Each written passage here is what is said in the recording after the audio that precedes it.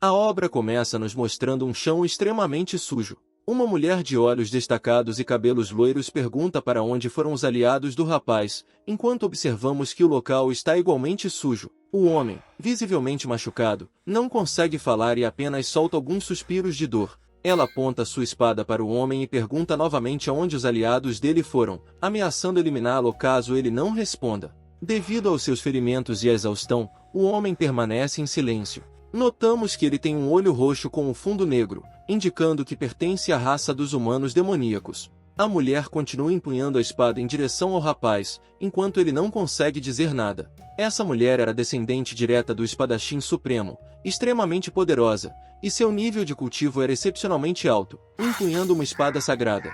Ela era tão poderosa que conseguiu eliminar todos os adversários em um único ataque, sem dar a eles qualquer chance de revidar. Ela foi capaz de matar centenas de humanos com um único golpe, e todos os aliados do nosso protagonista foram derrotados em um instante. Essa era a espadachim divina Waiseowa, que eliminou todo um exército sozinha. Ela sabia exatamente onde ficavam as partes vitais dos homens do clã demoníaco, e os atingiu com sua espada, sem permitir que sobrevivessem. A empunhadura de sua espada emanava uma energia sagrada, evidenciando seu imenso poder.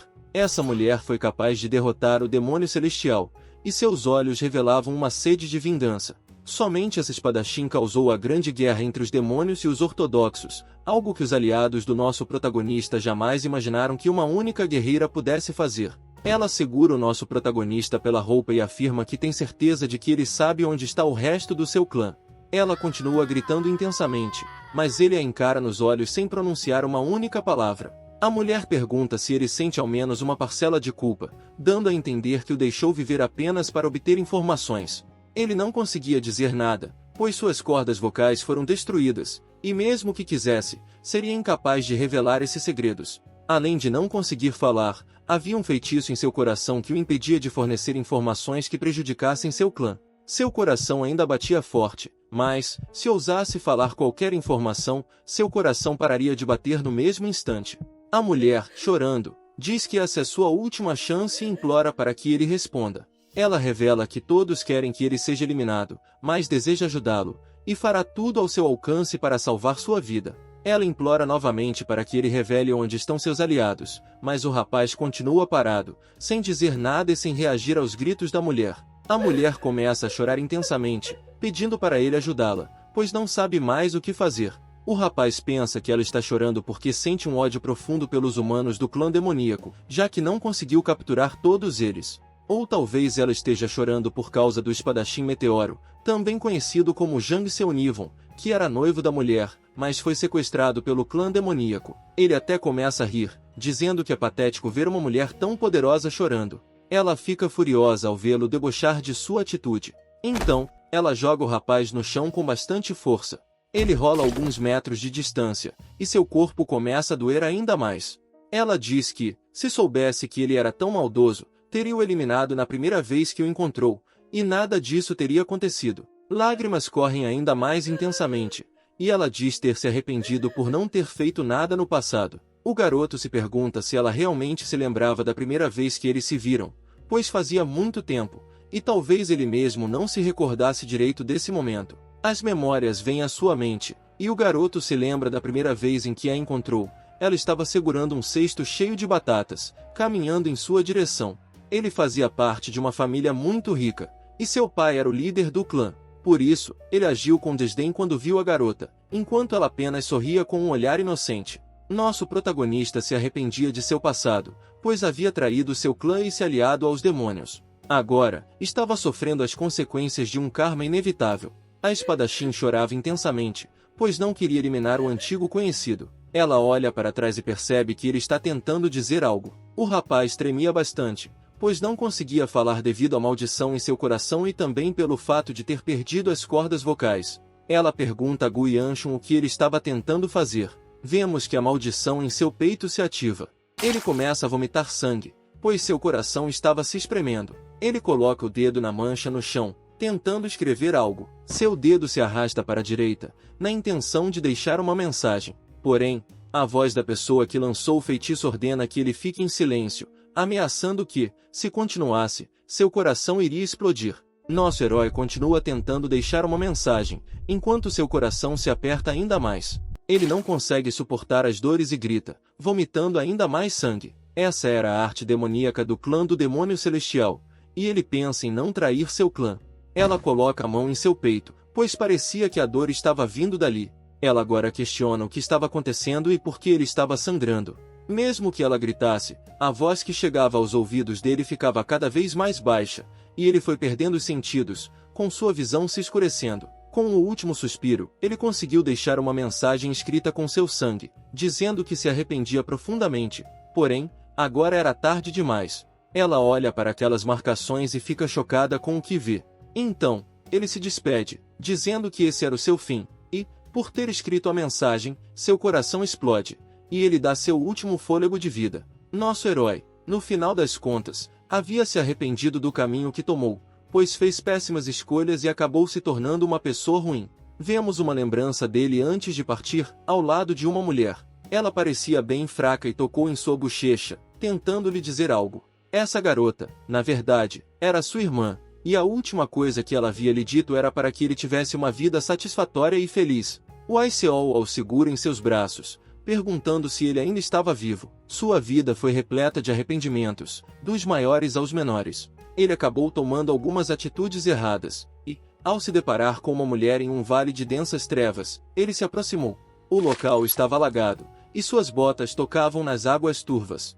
Esse encontro ocorreu momentos antes da batalha contra o Aiseoa, quando ele acabou se deparando com uma mulher que havia feito algo a ele. Ela pede desculpas, com o rosto bastante sujo. Seus olhos estavam machucados, e ela repetia, dizendo que sentia muito pelo que fez. No entanto, o nosso protagonista já estava consumido pelo ódio e pela sede de vingança, e cada uma de suas atitudes o conduziu a um caminho de arrependimentos. A espadachim chorava intensamente, dizendo que ele não poderia partir. As gotas de lágrima caíam em seu rosto. Por um breve momento, ele teve outra lembrança, de uma amiga perguntando por que ele estava chorando. Com um rosto sereno, ele disse que era apenas a chuva. E a mulher, bastante fraca, disse que se sentia aliviada por ele não estar chorando. Havia ali um clima de despedida, e provavelmente suas atitudes a levaram a esse fim trágico. Ele se lembrava de todas as pessoas que partiram por causa de suas más escolhas, e essa amiga querida foi mais uma que colheu as consequências de seus atos. A mão dela caiu, pois já não tinha mais forças. E assim ele perdeu uma pessoa que era muito preciosa para ele. Seu nome era Gu Yanshun, do clã Shanshigu. Ele havia nascido em um clã renomado da facção ortodoxa e viveu como um artista marcial ortodoxo antes de trair seus princípios e entrar para o lado obscuro da força. O culto demoníaco perdeu a grande batalha entre demônios e ortodoxos, e o nosso herói foi capturado como prisioneiro de guerra antes de ser eliminado. Aos poucos, seus olhos foram se fechando. Ele foi perdendo a última energia que lhe restava. Até que, no final, já não tinha mais nem um pouco de energia vital. Mas nesse mesmo instante, sua visão retornou, e ele viu sua amiga diante de seus olhos, oferecendo-lhe uma batata que acabará de sair do forno. Ele não entendia nada do que estava acontecendo e se perguntava por que estava sonhando com a época em que era criança e ainda vivia no clã de seus pais. Ele havia retornado ao passado, mas não sabia se aquilo era um sonho ou não, e viu sua amiga oferecendo-lhe uma batata, exatamente como no momento em que a conheceu. O garoto olha para suas mãos e se pergunta o que está acontecendo, pois tinha certeza de que havia acabado de ser derrotado pelo clã ortodoxo, mas agora voltou a ser criança. Ele se lembrava de ter violado a proibição do demônio celestial, o que resultou na explosão de seu coração. Nosso protagonista recorda o cheiro de Aiseoa antes de dar seu último suspiro. Então, ele agarra fortemente sua roupa e percebe que seu coração estava batendo. Sua barriga não estava ferida, e suas mãos se moviam normalmente, sem nenhum ferimento. A julgar pelas suas roupas, ele teve certeza de que voltou ao passado, mas imagina que isso seja apenas um mero sonho, pois não seria possível viajar no tempo. Ele olha atentamente para aquela garota, pois se lembrava com exatidão daquele rosto. Essa foi a primeira vez que ele conheceu aquela mulher, que o encarava com um olhar inocente. Na sua mão havia uma batata que acabará de sair do forno. Da outra vez, ele agiu com brutalidade, jogando o legume no chão. Isso deixou a garota assustada, sem entender o que havia feito de errado. Ainda por cima, ele pisou na batata, causando pânico na garota. Ele ainda perguntou como ela ousava se meter em seu caminho. Nosso protagonista não acreditava que tinha feito isso no passado. e, com um sorriso no rosto, decidiu que viveria uma vida sem arrependimentos. Por isso, ele escolhe agir com gentileza, e quando a garota pergunta se ele aceitaria as batatas, ele as pega, dizendo que pareciam deliciosas. Com um sorriso gentil, ele diz que vai aproveitar bem aquela batata. Em seguida, dá uma mordida, esperando que seja deliciosa. No entanto, a batata estava muito quente, e ele acaba queimando a língua. A garota, que era muito fofa, sorri, comentando que ele ficou todo vermelho. Nesse momento, um funcionário do clã vem correndo, perguntando se o jovem mestre está bem, pois pareceu que ele havia se machucado devido ao grito que deu. O funcionário estava muito preocupado e comenta que o jovem mestre saiu correndo e ele não conseguiu encontrá-lo. Esse era seu guarda-costas, chamado Moeon. Ele mostra a língua para o soldado, indicando que apenas a havia queimado. O guarda-costas, achando que a culpa era da garotinha, começa a gritar, mas nosso herói diz que está tudo bem e que não há necessidade de tanta preocupação. Ele pede a Moeon que lhe entregue o biscoito de mel, pois sabia que ele tinha um. Moeon lhe entrega o biscoito, que parecia delicioso. Logo em seguida, o jovem mestre entrega o biscoito à garotinha, que parece não acreditar. Ele diz que a batata estava deliciosa e, por isso, gostaria de retribuir. Ela nunca havia comido algo tão delicioso antes, e seus olhos começam a brilhar. Sendo de uma família muito humilde, a pobre garota nunca havia sentido um cheiro tão doce, e sua boca começa a encher de água, morrendo de vontade de comer o biscoito.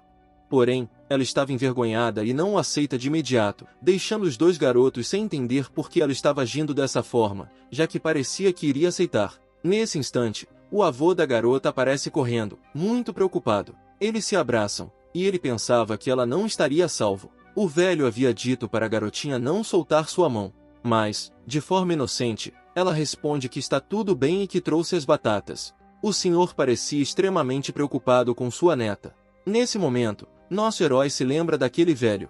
Ela aponta para o jovem mestre, dizendo que deu uma batata a ele, e o garoto havia gostado tanto que queria retribuir, entregando-lhe um biscoito de mel. O velho suspira profundamente. Logo em seguida, pega a mão da garota e começa a arrastá-la. O senhor se curva, pedindo desculpas, dizendo que sua neta não conhece as regras e que ela não deveria se meter com uma família tão prestigiada como a do jovem mestre. O garoto responde que está tudo bem, que não precisam se desculpar, e que, na verdade, ele é muito grato a ela, pois a batata estava deliciosa. Ele junta as mãos, segurando o biscoito em um ato de respeito. Reforçando suas palavras, o garoto diz que estava com fome e que aquela batata foi muito útil. Assim, ele entrega o biscoito, dizendo que é uma forma de agradecimento. O velho olha para o biscoito com um semblante triste. O Aiseoa diz que aceitará o presente, mas seu avô, no fundo, sugere que é melhor não pegá-lo. A garota estende a mão, prestes a segurar o biscoito, que parecia delicioso, mas seu avô a agarra e sai correndo, dizendo que não quer incomodar o jovem mestre. De longe, nosso protagonista grita para o senhor esperar, e o velho responde que, se o jovem mestre ainda estiver bravo, ele deveria sofrer as punições no lugar de sua neta. Contudo, ele não quer dar punição alguma, mas sim entregar o biscoito como forma de agradecimento, e diz à garotinha que espera vê-la novamente. A pobre garota fica muito feliz, enquanto o velho, no fundo, não entende por que o jovem mestre parece tão generoso, já que o garoto não costumava ser assim. O velho continua encarando nosso herói, observando como ele trata sua neta. Ele até esboça um sorriso no canto da boca, dizendo que sua neta finalmente encontrou alguém. Eles se despedem, e a garota vai embora com seu avô. Nosso herói jamais imaginou que reencontraria sua amiga logo após ter perdido a vida, e que a partir de agora teria a chance de fazer tudo diferente para evitar aquele destino trágico. Tudo aquilo era muita informação para processar, e sua cabeça começou a latejar com a sobrecarga. Aquele velho era ninguém menos que a pessoa que ocupou a posição de líder da Aliança Murin até pouco tempo atrás. Ele também era um dos Três Supremos, aclamados como os guerreiros mais fortes do Murin, espalhando terror entre os membros não ortodoxos. O velho era conhecido como a Espada Suprema Wyogun. Enquanto eles se afastavam, ele se perguntava o que o velho estava fazendo com a garota, e mesmo que tudo parecesse um sonho, a sensação de realidade era inegável. O Aiseoa se despediu com um sorriso no rosto, parecendo radiante, muito diferente da garota loira que chorava minutos antes. Ele também se despediu com um sorriso, pois agora teria a chance de uma nova vida sem arrependimentos, podendo fazer tudo de maneira diferente. Seu guarda-costas disse que era hora de voltar para o palácio, e assim eles partiram. Nosso herói ainda se agarrava à esperança de que tudo aquilo fosse um sonho, uma oportunidade de redenção, imaginando que estava delirando. No entanto, aquilo era realidade, e ele estava de volta ao seu passado, como se realmente tivesse viajado no tempo, o que não parecia ser tão agradável, já que teria que reencontrar seus irmãos e seu pai. Se aquilo realmente fosse a vida real e não um sonho, ele teria a chance de fazer tudo diferente. Contudo, se ele de fato voltou ao passado, isso provavelmente estava relacionado à maldição do demônio celestial que foi implantada em seu coração. Ele tentava convencer a si mesmo de que aquilo não era real, mas quando ouviu a voz de uma garota, ele a reconheceu e ficou um pouco atordoado. Ela disse que pensou que ele iria fugir, como sempre fez. Era sua irmã mais velha, que era muito mais habilidosa do que ele. A garota era conhecida como a Espada Flamejante, Guion Siúcio, sua segunda irmã mais velha, e a que mais o desprezava. A razão pela qual todos estavam reunidos ali era porque o chefe do clã estava a caminho. Seu pai era muito respeitado, mas lhe dava pouca atenção. Sua irmã cochichou em seu ouvido, dizendo que se ele estava planejando fazer algo sem sentido, deveria parar agora mesmo, pois não iria funcionar. Em resposta, o jovem mestre disse que estava ali apenas porque era obrigado, dando um tapa na mão da garota para que ela parasse de provocá-lo. Ela disse que o pai deles estava realizando aquela reunião por causa da imaturidade do irmão mais novo, e nosso herói respondeu que sabia disso e que pediria desculpas ao chefe do clã. Isso deixou sua irmã furiosa, e o rosto dela começou a ficar vermelho de raiva. Todos ouviram um grito alto dela, chamando por seu irmão. Em seguida, ela começou a liberar seu poder de cultivação, que era de um nível impressionante para sua idade, causando grande destruição ao seu redor. Ela veio caminhando lentamente em sua direção, sentindo-se extremamente ofendida pelo sarcasmo dele. Os funcionários do clã sabiam que a garota era perigosa, e por isso, nem se moveram. Ela disse que não sabia qual truque ele estava planejando, mas que seria melhor ele parar, pois, caso contrário, ela ficaria muito brava e ele pagaria caro por isso. O irmão da garota continuava a provocação, mas foi interrompido pelo jovem mestre, que disse que o líder do clã estava chegando, e que ela deveria fazer silêncio. O som de cavalos ecoava pelos corredores do clã. E então, vimos o líder chegando em seu cavalo, com uma presença imponente. Ele pergunta qual é o motivo de toda essa confusão, mencionando que sentiu um clima pesado no ar. Todos se prostram em sinal de respeito ao líder do clã. Ele olha para seu filho mais novo com um semblante sério. Nosso herói retribui o olhar, um pouco nervoso, pois seu pai era um homem de poucas palavras. O líder do clã continua observando seu filho e parece estar um pouco decepcionado, pois o caçula é o mais fraco de todos e não possui grandes habilidades. Ele chama o ministro imediatamente, perguntando se havia uma unidade de espadachins pronta para ser utilizada naquele momento. O ministro aparece correndo e informa que a primeira unidade de espadachins está descansando após uma missão, mas a quarta unidade está à disposição. O líder ordena ao ministro que avise a quarta unidade para concluir os preparativos e encontrá-lo o mais rápido possível. Em seguida, se retira. O garoto não sabia se aquilo era realidade ou um sonho, mas o olhar do líder estava mais poderoso do que nunca, e ele não conseguia entender muito bem o motivo disso. Seu pai continua caminhando, mas para logo em seguida. O líder se vira e diz ao terceiro filho, nosso herói, para jantar e depois ir até o quarto do patriarca, pois gostaria de conversar com ele a sós. Isso deixa o nosso herói chocado, pois não esperava por essa convocação, e sua irmã fica visivelmente invejosa. O jovem mestre fica tão nervoso que chega a pedir um remédio para indigestão. O tempo passa, e já é noite, próximo ao horário do jantar. Um banquete estava sendo preparado em homenagem à volta do líder à casa. A refeição havia sido preparada pelos melhores chefes da região. O garoto se lembra bem dessa atmosfera, notando que a comida parecia deliciosa, muito diferente da que comia no clã dos humanos demoníacos. Ele continua comendo e percebe que o sabor é bastante nostálgico. Nesse instante, seu pai chama a segunda filha, sua irmã mais velha. Ele comenta que ouviu falar sobre uma conquista dela nas artes marciais. A garotinha sorri e diz que teve uma pequena iluminação, e agora se tornou uma guerreira de 3 estrelas, algo que aconteceu alguns dias atrás. O líder a parabeniza, dizendo que ela é muito avançada para a sua idade. A garota agradece, enquanto nosso herói sente um pouco de inveja, pois sua irmã mais velha era muito mais talentosa, como se tivesse nascido com um dom especial. Ele até pensa que ela fica bonita quando sorri, mas, ao perceber que ele a está observando, ela fecha o rosto com uma expressão nada amigável, demonstrando que a relação entre eles não é das melhores. Seu pai o chama, deixando nosso herói um pouco nervoso. Ele diz, com uma voz firme e imponente, que ouviu que o garoto saiu para as ruas, e nosso herói confirma, explicando que tinha algumas coisas para resolver, mas retornou logo em seguida. Não havia nada de especial no que nosso protagonista fez que merecesse elogios, e seu pai não parecia muito satisfeito com o terceiro filho. Assim, ele se levanta da cadeira, pronto para partir. Ele diz aos filhos para terminarem a refeição, mas que ele já iria se retirar. Parecia que seu pai diria algo a ele, mas decidiu não falar nada. E nesse momento uma funcionária aparece atrás dele, informando que o líder havia mandado um recado. Seu pai diz para ele descansar bem e ir ao quarto do líder do clã na manhã seguinte. É exatamente isso que ele faz, indo para o seu quarto sem entender por que seu pai mudou de ideia. Como ele ainda não havia despertado de seu sonho, começa a acreditar que isso seja, de fato, a realidade. Não era apenas um sonho, ele realmente poderia fazer tudo diferente. Nosso herói, tomado pelo nervosismo, dá um soco na janela. Agora que sabia que tudo isso era real, entendia que poderia derrotar o demônio celestial, mas reconhecia que essa seria uma tarefa árdua, já que o demônio havia derrotado os três supremos. Ao lembrar-se de sua vida passada, onde viveu como um humano demoníaco condenado, percebe que acumulou muitos arrependimentos. Ele não queria repetir as mesmas escolhas do passado e, por isso,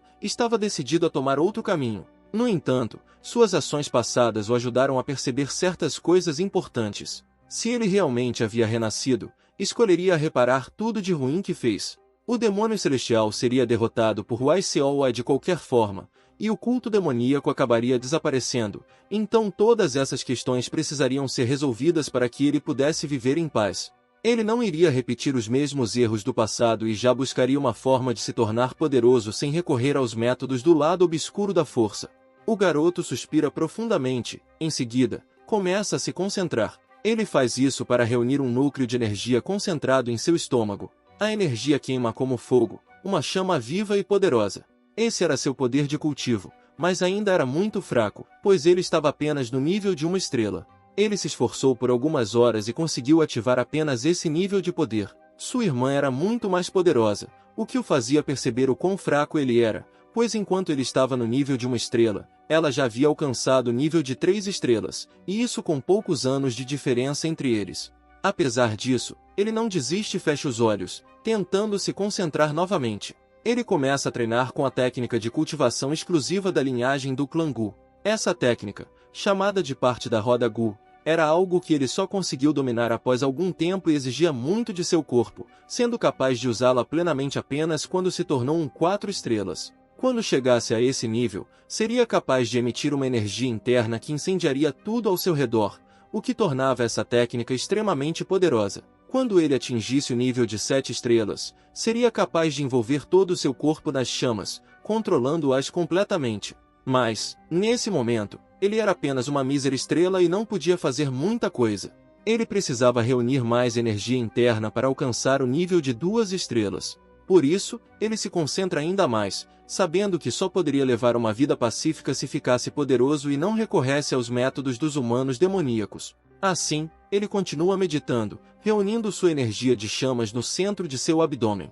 Essa técnica de meditação era bastante avançada, e seu corpo ainda não tinha força suficiente para dominar completamente essa habilidade. Mas, mesmo assim, ele persistia. Ele começa a suar intensamente, mas não desiste, dando o melhor de si. Finalmente, as chamas se dissipam, mostrando que ele conseguiu expandir o fogo. Porém, o garoto cai exausto no chão, pois seu corpo não era forte o suficiente para continuar nesse ritmo de treinamento, e se ele insistisse, poderia acabar perdendo a vida. Com suas habilidades atuais, usar a energia interna era algo extremamente desafiador. Mesmo assim, ele sorri, pois, apesar de seu corpo limitado, conseguiu evoluir.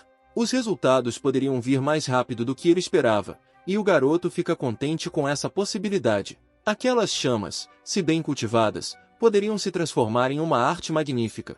Agora, ele havia alcançado o estágio inicial de 2 estrelas e estava determinado a continuar treinando para se tornar mais forte e tomar boas decisões quando a hora chegasse. Ele sabia que precisava caminhar um passo de cada vez, e a evolução viria inevitavelmente.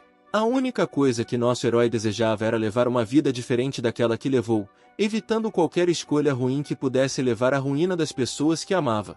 O dia amanhece, revelando um palácio cercado por uma variedade de animais. Ouve-se o canto dos pássaros, enquanto o garoto desperta com o corpo completamente suado. Ele reclama de dores intensas da cabeça aos pés, resultado do treinamento rigoroso que fez na noite anterior, o qual seu corpo ainda não estava preparado para suportar. Vestindo-se rapidamente tremendo de dor, ele reflete que essas dores são consequência da vida preguiçosa que levava, onde nunca levava a sério os estudos de artes marciais. O garoto se prepara para abrir a porta, decidido a ir até o quarto do líder do clã. Assim que abre a porta, surpreende-se ao encontrar uma garota sentada no chão, esperando por ele. A cena muda, e vemos uma rachadura misteriosa no céu. As pessoas ficam apavoradas, perguntando o que aquilo poderia ser. No meio da rachadura, surge um olho brilhante, cuja forma causava arrepios em todos que o observavam. Um homem grita, pois nunca havia visto algo parecido. Dessa rachadura, surgem monstros de outra dimensão, algo completamente inédito e aterrorizante. Esses demônios começam a se alimentar das pessoas, causando grande pavor, e ninguém consegue se defender, sendo eliminados um a um. Esses monstros vieram de um espaço vazio de origem desconhecida, e o local ficou conhecido como portal para o reino demoníaco.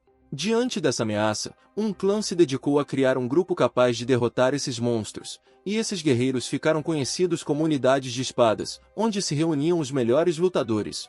Cada clã precisava de uma unidade, e o clã Gu tinha 5 espadas. A irmã mais velha do nosso protagonista era a comandante da 5ª unidade de espadas. No entanto, nosso herói era um Zeringen e passou metade de sua vida sob o comando dela. A garota costumava caçoar dele, fazendo passar vergonha na frente de todos. Foi nesse contexto que ele conheceu formalmente o Aiseowa, e parecia que eles se apaixonaram à primeira vista, embora já se conhecessem desde a infância. Ele a conheceu verdadeiramente após aquele incidente com as batatas, e o treinamento no clã das espadas ocorreu 6 meses depois daquele primeiro encontro. Diferente do passado, ele reencontra o Aiseowa novamente, desta vez na frente de seu quarto, com uma expressão radiante e as bochechas coradas. Ele não entendia por que ela estava ali, e tudo isso era bastante inesperado para ele. O garoto vira as costas, dizendo que dormiu pouco e que voltaria para sua cama, mas ela grita, pedindo para ele retornar, pois deseja conversar com o jovem mestre.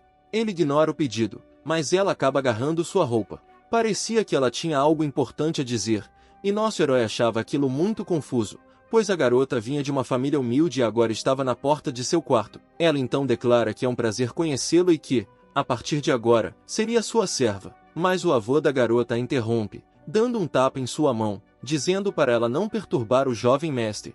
Nosso herói sabia que o velho era alguém perigoso e não simpatizava com ele. O velho ordena que a garota peça desculpas, e ela se ajoelha, pedindo perdão. O senhor também se curva em sinal de respeito, enquanto o garoto tenta entender o que está acontecendo. O nome do velho era Waimun, e ele diz que, a partir de agora, servirá o chefe do clã. Isso deixa nosso herói ainda mais confuso, pois imaginava que o nome dele fosse Waiogun, o homem que se tornará o líder supremo das espadas e se tornará poderoso. O nome da garotinha era o mesmo que ele lembrava daquela loira que se tornaria uma espadachim lendária, empunhando uma espada sagrada. Ela estava ali para servi-lo, o que deixou nosso herói confuso. Ele não entendia por que tudo estava tão diferente do que se lembrava do passado. Comentou consigo mesmo que havia começado essa nova vida com o pé esquerdo e que agora estava em apuros, pois nada parecia ser como antes. O garoto observava o velho varrendo o pátio. O tédio consumia, e ele ficava apenas assistindo e tentando puxar conversa. No entanto, aquele senhor não parecia disposto a dialogar, lançando-lhe olhares severos. Logo em seguida, o velho mudou sua expressão para algo mais amigável. Nosso protagonista percebeu que ele estava sendo falso e não era ingênuo o suficiente para cair em um truque desses, até se perguntando se o velho estava zombando dele. Mas o mais importante para ele era estar próximo de Waiseowa. Ele observa uma pilha de roupas sendo carregada pelo pátio. Aquela era a garota, esforçando-se ao máximo para servir bem ao clã. As outras funcionárias pedem que ela não carregue tudo sozinha e que deixe que a ajudem, mas a garotinha recusa, insistindo que consegue realizar essas tarefas difíceis. Nesse instante, ela acaba tropeçando em uma pedra, e as roupas voam para todos os lados, já que ela não conseguia enxergar por causa da montanha de roupas que carregava no cesto. A pobre garota cai de cara no chão, soltando um grito de dor. Seu avô percebe a cena embaraçosa, mas não diz nada. Para piorar, o cesto cai em cima da cabeça dela. Mesmo dando o melhor de si, ela parecia não ser muito hábil com as tarefas domésticas. As funcionárias correm para ajudá-la, enquanto nosso protagonista observa toda a cena, percebendo que a garota era bastante atrapalhada, embora se esforçasse ao máximo. Ele pensa que ela deveria ter talento para as artes marciais, e por isso, não entendia por que estava sendo tão desastrada agora, o que não combinava com a imagem que tinha dela. O jovem mestre reclama da dor de cabeça e se levanta para sair dali. A garotinha se põe de pé rapidamente, e uma das funcionárias pergunta onde ela vai. Com os olhos cheios de lágrimas e o nariz vermelho, ela para na frente de seu mestre. Ele pergunta por que ela não termina de guardar as roupas, e ela responde que foi instruída a seguir o jovem mestre aonde quer que ele fosse. Ao questionar quem deu essa ordem, ela responde que foi seu avô. Ela então fica toda orgulhosa por ser agora a serva particular do jovem mestre. O garoto até pensa que ela recebeu essa tarefa apenas porque ninguém mais queria servi-lo. Isso leva a refletir que talvez não fosse correto escolher uma serva tão desajeitada para ele, considerando que ele era o jovem mestre de um grande clã. A garota se aproxima e começa a arrumar sua roupa, e nosso protagonista já se sente encantado, pensando que ela não era uma funcionária tão ruim assim. A garota, inocente, fica toda feliz por ter arrumado sua roupa. Mas, ao olhar mais de perto, ele percebe que a roupa estava toda amarrotada, indicando que ela não era boa em praticamente nada. Nosso herói até pensa que seu pai talvez não soubesse quem eram essas pessoas, ou era possível que ele simplesmente não se importasse com os funcionários, já que muitos haviam desistido do serviço. Ele coloca seus sapatos, pois precisava ir até o quarto de seu pai. Enquanto se prepara para sair, ele se pergunta o que o líder do clã estava planejando ao escolher a futura espadachim para ser sua simples serva. A garota corre até o jovem mestre, pedindo que ele espere. Em resposta, ele diz para ela ficar ali e cuidar das tarefas primeiro. No entanto, a pobre garota, com o rosto corado e os olhos cheios de lágrimas, diz que obedecerá às ordens do jovem mestre. Dessa forma, ele sai e bate a porta ao partir. O Aiseoa fica sorrindo, imaginando que fez um ótimo trabalho ao obedecer o mestre. Seu avô, por outro lado, suspira, percebendo quão inocente sua neta é. Alguns minutos se passaram, e ele finalmente chegou ao quarto de seu pai. Ele refletia sobre o quanto tudo aquilo era assustador, considerando que nunca foi tão próximo de Aiseoa, e agora estavam convivendo juntos, o que achava bastante estranho. O que ele realmente queria era perguntar ao seu pai se havia algum motivo para o Aiseoa e o Aiogun estarem em seus aposentos, já que, no futuro, eles se tornariam inimigos. Nesse momento, seu pai aparece, surpreendendo o garoto. Em seguida, eles entram e começam a conversar, e o garoto fica envergonhado por ter se assustado. O pai pergunta o que ele achou dos novos serviçais, e o garoto responde que os conheceu naquela manhã e que gostaria de entender por que esses serviçais foram contratados.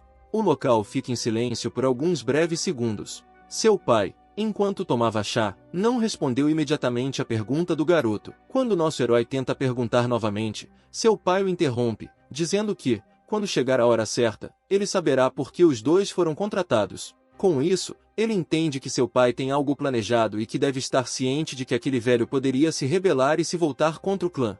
Mesmo sabendo de tudo isso, seu pai ainda os colocou como seus serviçais, o que leva o garoto a se perguntar se aquilo seria algum tipo de acordo com o velho. O líder do clã diz ao filho para não se preocupar com problemas triviais, mas sim focar na Assembleia Unificada do Dragão, que ocorrerá no dia seguinte. Nosso protagonista não se lembrava do que se tratava. Mas, ao pensar um pouco, ele se recorda exatamente do que é a Assembleia Unificada do Dragão. Horas depois, ele se encontra com seu guarda-costas e, em um tom brincalhão, pede para que o finalize imediatamente, pois detestava a ideia de participar do torneio que estava por vir. O rapaz começa a suar frio, sem saber o que responder. Ele pergunta se o jovem mestre realmente detesta ir à Assembleia do Dragão Unificado, e o garoto responde que sim, detesta. Esse evento era importante, pois nele eram escolhidos os novos membros da unidade de espada, e era realizado a cada 2 anos. Esses membros trabalhavam para fechar os portões do Reino dos Demônios, arriscando suas próprias vidas pelo bem do clã Gu e de todos os moradores de Shanxi. Era uma obrigação para todos da linhagem direta do clã Gu participar desse evento. Nosso protagonista insiste para que seu guarda-costas o elimine, assim ele não precisaria participar desse evento terrível, e faria de tudo para não ir. O guarda-costas pergunta se o líder do clã não o punirá se ele recusar. Ele menciona que até mesmo o ancião Lee estará presente, o que irrita ainda mais nosso herói, mas o rapaz comenta que, se o garoto fugir novamente, acabará sendo punido. Isso o deixa ainda mais nervoso, e ele começa a tremer. Dentre os anciãos, o ancião Lee era o mais desagradável, pois acreditava que ele deveria agir com mais responsabilidade, já que era o único filho da família e, portanto, responsável pelo prestígio do clã. O velho sempre o repreendia, e por isso, nosso herói não queria ir. Na verdade, o ancião só queria o seu bem, mas nosso herói menciona que nem mesmo seu pai lhe deu tanta atenção quanto o mestre Lee. Nosso herói olha para uma carruagem e pede desculpas ao seu guarda-costas por ter desabafado e falado de coisas pessoais sem querer. Por fim, ele acaba concordando em ir para o torneio, mas ao fundo ouve as mulheres comentando que Seola está muito linda, e isso desperta a curiosidade do nosso protagonista. Ele pergunta se as garotas estão prontas, e elas pedem desculpa pela demora.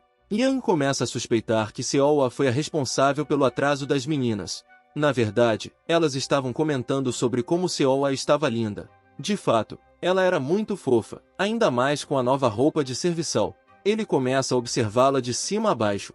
Logo suas bochechas ficam coradas, e ele sente uma leve atração por ela. Seola, por sua vez, continua a olhar para ele, sentindo uma grande admiração pelo jovem mestre.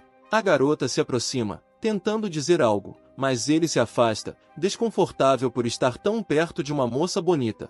Ela menciona que todos estão dizendo que ela está bonita, e suas bochechas ficam ainda mais coradas ao estar perto do jovem mestre, sugerindo que talvez gostasse dele. O garoto começa a gaguejar, querendo dizer que ela é realmente linda. Então, ela ajeita o cabelo atrás da orelha, tentando parecer mais atraente. Em seguida, ela pergunta se ele também a acha bonita, usando todo o seu charme feminino. Parecia que a cabeça do nosso herói iria explodir, e ele não consegue responder, apenas a encara com o rosto vermelho como um pimentão. O jovem mestre disfarça, dizendo que precisam ir logo, pois estão esperando, mas a garota continua insistindo em saber se ele a acha bonita. Algum tempo depois, eles estão na carruagem. Seola está encantada, pois nunca havia andado em um veículo tão rápido, e ela deixa o rosto para fora, sentindo o vento em seus cabelos. Uma funcionária pergunta se é a primeira vez que ela anda de carruagem, e ela confirma, dizendo que pensava que cavalos só serviam para puxar pequenos carros. Ela então pergunta ao guarda-costas se estava mesmo acontecendo a Assembleia Unificada do Dragão, e ele confirma que sim, e que estava sendo realizada no famoso distrito comercial em Shanxi. A viagem levaria cerca de 4 horas, e nosso herói diz que vai descansar, pois fazia tempo que não dormia, já que estava treinando durante a noite. A garota, no entanto, continua maravilhada com a velocidade da carruagem, e isso começa a incomodar o nosso herói, pois ela não parava de falar por um minuto sequer. Enquanto ela falava, ele coloca um biscoito na boca dela. Ela começa a comer, finalmente ficando em silêncio. Era exatamente isso que o jovem mestre queria, que ela ficasse quieta enquanto ele descansava. Aos poucos, ele vai pegando no sono, sentindo que precisava descansar. Horas depois, ele acorda com Seola perguntando se havia mais biscoitos. Nosso herói ouve algumas pessoas dizendo para a garota acordar o jovem mestre, pois já haviam chegado ao destino final. Com tanto barulho em sua cabeça, ele finalmente desperta.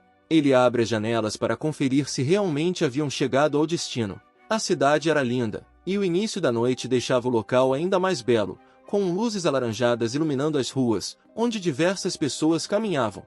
Ele começa a se alongar, lembrando que esse festival sempre atraía muita gente. Alguém aparece para dar boas-vindas e comenta que o jovem mestre deve estar cansado da longa viagem, sugerindo que ele deveria descansar adequadamente. Era o vice-chefe marcante do câmbio celestial, chamado Shun Xiu, que diz ser uma honra conhecer a estrela em ascensão do clã Gu. Nosso herói se apresenta, dizendo que seu nome é Gu Yanshun, do clã Gu. O vice-chefe comenta que o evento transcorreu sem problemas, graças aos esforços do ancião Li e da senhorita Gu, e em seguida, oferece-se para levar nosso herói até seu quarto. Essa senhorita Gu era sua irmã, e ele sabia que teria problemas com ela. Ele até torce para não encontrá-la enquanto caminha em direção ao seu quarto. Porém, sua preocupação durou pouco, pois logo em seguida ele a encontrou. A garota estava prestes a entrar em seu quarto, e ambos se entreolharam. Ela o detestava, e logo fez uma careta, deixando claro o quanto não gostava dele. Nosso protagonista a cumprimenta com um oi, mas ela o corta, dizendo para não tratá-la como se fossem amigos. Ele era conhecido por ser indisciplinado e por sempre causar problemas, e ela não perde a chance de zombar, afirmando que em breve ele arrumará confusão e envergonhará a todos. O garoto promete que vai se comportar como um rato, garantindo que ela não precisará se preocupar com ele. Sua irmã, no entanto, fica furiosa, afirmando que não estava preocupada. Nesse instante, Seowa se assusta com a irmã do nosso protagonista. Ela se esconde atrás dele, buscando proteção daquela garota irritada. Isso deixa a irmã ainda mais nervosa. Ela diz que velhos hábitos nunca mudam e que tem certeza de que ele continuará agindo como sempre, procurando confusão e manchando a reputação da família. Ian pergunta do que ela está falando, mas ela apenas entra no quarto, comentando que até pensou que ele tinha mudado, mas as pessoas nunca mudam, e ele continua sendo o mesmo bagunceiro de sempre. Dizendo isso, ela fecha a porta do quarto. Eles ficam confusos, sem entender exatamente o que ela quis dizer. Nosso herói pergunta ao vice-chefe e ao seu guarda-costas por que sua irmã disse aquelas coisas, e os rapazes respondem que irmãos sempre costumam brigar. Antes de ir para os quartos, ele decide passar por um lugar que era uma construção gigantesca e impressionante, onde aconteceria o torneio. Seowa fica encantada, pois nunca havia visto algo tão bonito. Ian comenta que ouviu dizer que os comerciantes se avaliavam uns aos outros pelo poder financeiro e pela quantidade de verba destinada à organização dos festivais. Hoje estavam sendo celebrados os incríveis esforços da unidade de espada, e os duelos para escolher os novos membros da unidade aconteceriam amanhã. Nosso protagonista comemora, pois aqueles que pertencem à linhagem principal do clã não precisam participar desse evento, e ele se sente um pouco aliviado. A única coisa que ele precisaria fazer era assistir a tudo. Ele até se pergunta se algo ruim poderia acontecer naquele lugar, mas, sem que soubesse, o ancião Lee estava logo atrás dele. Ele ouve uma voz perguntando se desta vez ele decidiu não fugir, e sabia exatamente quem estava ali. Era um ancião que sempre lhe causava arrepios de medo. O velho avança em sua direção, e ele se prepara para bloquear. Porém, o que o ancião realmente queria era apenas bagunçar seu cabelo.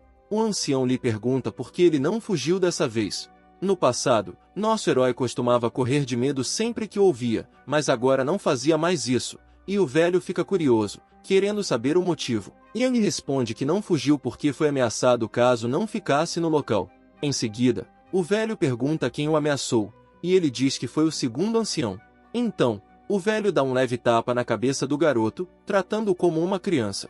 Esse segundo ancião sempre teve uma fixação por Liang, e Seowa acha o ancião Li muito legal, pois ele parecia forte e também divertido. Ela até comenta que ele se parece com um urso, e que ursos são fofos. Porém, o velho não gostou de ser comparado a um urso e fez uma cara bastante amedrontadora para a garotinha, tentando intimidá-la. Ela, sem entender o que disse de errado, fica confusa com a reação dele. O ancião mantém aquele olhar assustador. Isso faz a pobre garota tremer de medo. Ela se esconde atrás de seu jovem mestre, que prontamente pede ao ancião para não assustá-la. Vemos uma bandeira do clã estendida no local, tremulando suavemente ao vento. O ancião, com um tom curioso, pergunta se por acaso aquela era a concubina do jovem mestre. Ian responde que Seowa é apenas uma serva, o que é óbvio pelas roupas que ela usa. O ancião, no entanto, parece cético, pois imagina que os dois nutrem sentimentos um pelo outro. Nesse momento, a nossa querida Seowa sai correndo, prestes a ir embora, assustada com o velho que claramente não simpatizava com ela. Nosso herói se despede, enquanto sua amiga o chama insistentemente para que ele a acompanhe logo. Seu antigo mestre, brincando, diz que, se ele fugir, levará uma bronca. Seowa pergunta a Yang se aquele velho era perigoso, e o garoto a tranquiliza, dizendo que não. No entanto, fica evidente que o ancião estava desconfiado da garota. Ela tinha uma aparência muito inocente, mas o ancião sabia que nosso herói estava escondendo algo, pois havia mudado drasticamente em tão pouco tempo. O dia da Assembleia Unificada estava se aproximando, e as bandeiras começavam a ser colocadas por toda parte. A Assembleia Unificada do Dragão reunia diversos guerreiros de todas as regiões, que buscavam a honra de servir ao clã Gu como espadachins, com bravura e coragem. Nosso protagonista imaginava que o recrutamento começaria pela manhã, mas ao julgar pelo tamanho da fila, parecia que só teria início na hora do almoço. Todos aqueles do clã Shanxi que provassem sua identidade poderiam participar, mas ninguém imaginava que haveria tantas pessoas interessadas este ano, e o local estava repleto de candidatos. Se tornar um membro de uma unidade de espadas era algo de extrema importância. Enquanto caminhavam, Seowa não parava de tremer de medo do vovô urso e perguntava repetidamente se havia algum perigo, mas nosso herói tentava acalmá-la. Ele disse que, se ela estava com tanto medo, deveria ficar trancada no quarto, mas a garota respondeu que seu avô ordenou que ela ficasse sempre ao lado do jovem mestre. Então, Yang responde que seu guarda-costas poderia lidar com o vovô urso, o que deixa a garota um pouco mais aliviada, até esboçando um leve sorriso. Porém, o guarda-costas logo diz que não poderia lutar com o segundo ancião, pois ele era infinitamente mais forte e o derrotaria com apenas um sopro. Ao ouvir isso, Seowa volta a chorar de medo, dizendo que não queria continuar naquele lugar. No entanto, algo a distrai. Ela sente o cheiro de bolinhos vindo de uma barraca próxima. Nosso herói fala que o vovô urso estava apenas brincando, e que ele não era perigoso. A garota então responde que seu avô sempre dizia que fantasmas que morrem de barriga cheia são mais bonitos, especialmente depois de comer bolinhos, e começa a apontar para a comida. O cheiro realmente parecia delicioso, impregnando as ruas com seu aroma tentador. O guarda-costas comenta que o jovem mestre estava tratando muito bem sua serva. Yang, por sua vez, responde que estava apenas comprando bolinhos para ela. O rapaz, porém, diz que a garota não parecia entender qual o papel de uma serva, pois agia como se fossem grandes amigos, e, mesmo assim, o jovem mestre realizava seus desejos. Nosso herói não tinha muito a argumentar, pois sabia que aquilo era verdade. Então, ele fica em silêncio, reconhecendo que havia sido vencido no debate. O guarda-costas observa seu mestre com um certo orgulho, pois ele era bem diferente dos rumores que circulavam pela redondeza. Ele comenta isso com Yang, e o garoto, curioso, pergunta quais eram esses rumores que ele ouviu, dizendo a Moeon que ele estava tirando conclusões erradas só porque havia feito uma boa ação comprando bolinhos. Nesse instante, Yang percebe que seu guarda-costas provavelmente começou a trabalhar para ele há pouco tempo, pois mencionou que os rumores sobre ele não eram verdadeiros. Moeon confirma que faz apenas 2 semanas que está ao serviço do jovem mestre. Ele havia sido designado para a função assim que Yang voltou no tempo. Não conhecia muito bem o jovem mestre, por isso, acreditava nos rumores que diziam que o garoto era preguiçoso e snob. De repente, eles ouvem um grito chamando pela senhorita. Era uma serva à procura da jovem mestra de seu clã, insistindo que a garota não deveria estar vagando pela cidade, especialmente com o clã Gu por perto. A jovem mestra diz que sua serva está exagerando e que não havia motivo para preocupação. Ela confirma que a Assembleia Unificada do Dragão estava acontecendo e garante que nada de ruim poderia acontecer, já que as pessoas do clã Gu poderiam protegê-la. Essa voz era muito familiar para o nosso herói. Enquanto a conversa prossegue, a serva pergunta à garota o que ela faria se encontrasse o herdeiro do clã Gu, alertando que isso poderia resultar em uma situação embaraçosa. Nesse momento, Yang se lembra de quem era aquela voz. A garota, impassível, continua afirmando à sua serva que não havia perigo algum. Yang nunca se esqueceria daquela voz, pois, no futuro, eles se tornariam muito próximos. No exato momento em que a garota se vira para continuar seu caminho, ela avista nosso herói parado a poucos metros de distância, observando toda a conversa. A jovem era sua antiga noiva, de quem ele havia rompido o noivado. Ambos ficam paralisados, frente a frente, sem saber como agir. As bochechas de Yang coram instantaneamente, pois ele se envergonha profundamente do que havia feito no passado. Agora, decidido a ser uma pessoa diferente, ele se arrepende amargamente de suas ações. A menina, por sua vez, fica surpresa, não esperando encontrá-lo ali. O guarda-costas de Yang sussurra, dizendo que as garotas pareciam ter visto um fantasma. Ele pergunta a Yang quem eram aquelas mulheres, mas o nosso herói, atordoado, não consegue responder. Yang jamais esqueceria daquela garota de cabelos negros que caíam sobre os ombros e olhos escuros e profundos, que lhe traziam lembranças nada agradáveis. O anel em suas mãos também era inconfundível, com um símbolo que se revelava quando observado de perto. Para alguém como Yang, que já conhecia bem aquele anel, o significado não era um mistério. Ela pertencia ao clã Ebeipen, um antigo clã que estava em decadência. Essa jovem havia sido prometida em noivado ao futuro herdeiro do clã Gu. Porém, o jovem Yan era indisciplinado e tratava mal as pessoas, tornando a convivência praticamente impossível, pois não queria se dar bem com ninguém. Havia uma razão simples para o casamento entre 2 dos 4 maiores clãs, e isso se dava porque ambas as famílias tinham filhos de idade semelhantes. Ele estava destinado a ser o herdeiro, caso nada desse errado. O clã Pen acreditava que um casamento arranjado com o clã Gu seria vantajoso, mas nosso protagonista causou vários problemas. Naquela época, ele abandonava todos os treinamentos e causava muitos transtornos. Esses rumores se espalharam até o clã Pen, que passou a enxergar o garoto com maus olhos. Ela fica chocada ao encontrá-lo, pois a última vez que se viram, ele disse coisas tão maldosas que ela jamais poderia perdoá-lo. Ele pergunta à garota o que ela está fazendo ali. Ela responde friamente, dizendo que tinha negócios a resolver e que, além disso, o clã dele não possuía todo o território de Shanxi, então não precisava dar satisfações a ele. Ele a trata com certa rudeza, o que a irrita profundamente. A garota o repreende, perguntando quem ele pensa que é e lembrando que, além de tudo, ela é um ano mais velha, o que, segundo ela, deveria lhe render respeito. O garoto se lembra de todas as coisas que fez para despertar o ressentimento dela e acaba se desculpando por ter sido rude e por questionar por que ela estava na cidade. Seoa chega com os bolinhos, e ele pergunta se conseguiu comprar todos. Então, ele se vira para sua antiga noiva e lhe deseja uma boa estadia. Por fim, ele se despede, dizendo que está ocupado e que precisa ir embora. A garota continua encarando seu antigo noivo, notando que ele parecia um pouco mais maduro e já não era aquele garoto mal-educado que maltratava a todos. Ela fica refletindo que o encontrou em um momento ruim, pois havia vindo à cidade para procurar seu irmão, que estava desaparecido há alguns dias. Além disso, agora ele estava ao lado de uma serva que era bastante fofa. Pela maneira como ele agiu, ela se pergunta se ele realmente havia mudado. Então, uma memória surge, relembrando que ele disse a ela da última vez que se encontraram, quando ainda eram noivos. Ele a insultou, dizendo que ela era apenas a filha de uma concubina. Naquele momento, a menina agarrou suas roupas, já que ele a estava ofendendo há algum tempo. Ela sentiu uma vontade intensa de acabar com ele ali mesmo, mas sabia que não poderia fazer isso, pois seria uma afronta ao clã dele e poderia desencadear uma guerra. Ela o desafia, pedindo para repetir o que havia acabado de dizer, enquanto emanava uma energia sinistra.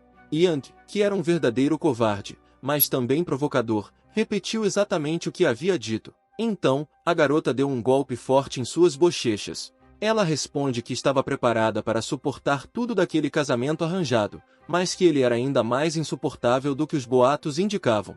Mesmo com todos os terríveis rumores, ele era muito pior do que ela imaginava. Suas funcionárias pedem para ela se acalmar e evitar começar uma briga. Porém, ela afasta sua serva e parte para cima de nosso herói.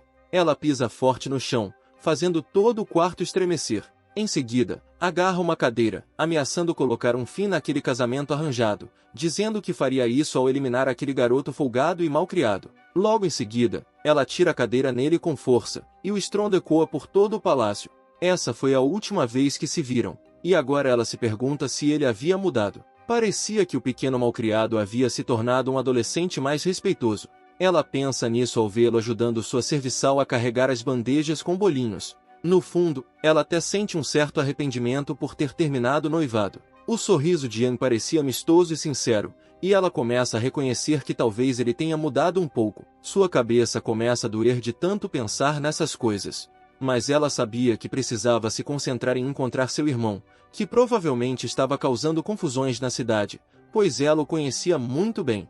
Yang e seus funcionários se aproximam do local do evento. Eles ouvem um jovem causando um certo transtorno com os organizadores. Seoa pergunta se os bolinhos estão seguros e se aquele baderneiro não vai roubá-los. Vemos um organizador tentando acalmar o jovem. Porém, o garoto queria participar do recrutamento para as espadas do clã Gu, mas os organizadores não estavam permitindo que ele participasse. O velho organizador pergunta se o garoto estava tentando ameaçá-lo com suas palavras. O jovem, exausto de tanto gritar, parecia frustrado por estarem tentando impedi-lo. A fila estava gigantesca, e ele havia passado o dia inteiro esperando para se inscrever. Quando foi recusado, acabou ficando extremamente nervoso. O jovem mestre ouve toda aquela confusão e entende que o garoto não conseguiu provar sua identidade, o que resultou na proibição de sua participação na Assembleia do Dragão Unificado. O guarda-costas pergunta se o jovem mestre queria ir até lá para resolver a situação, mas ele responde que não. Os funcionários do clã Gu já estavam preparados para agir em situações assim,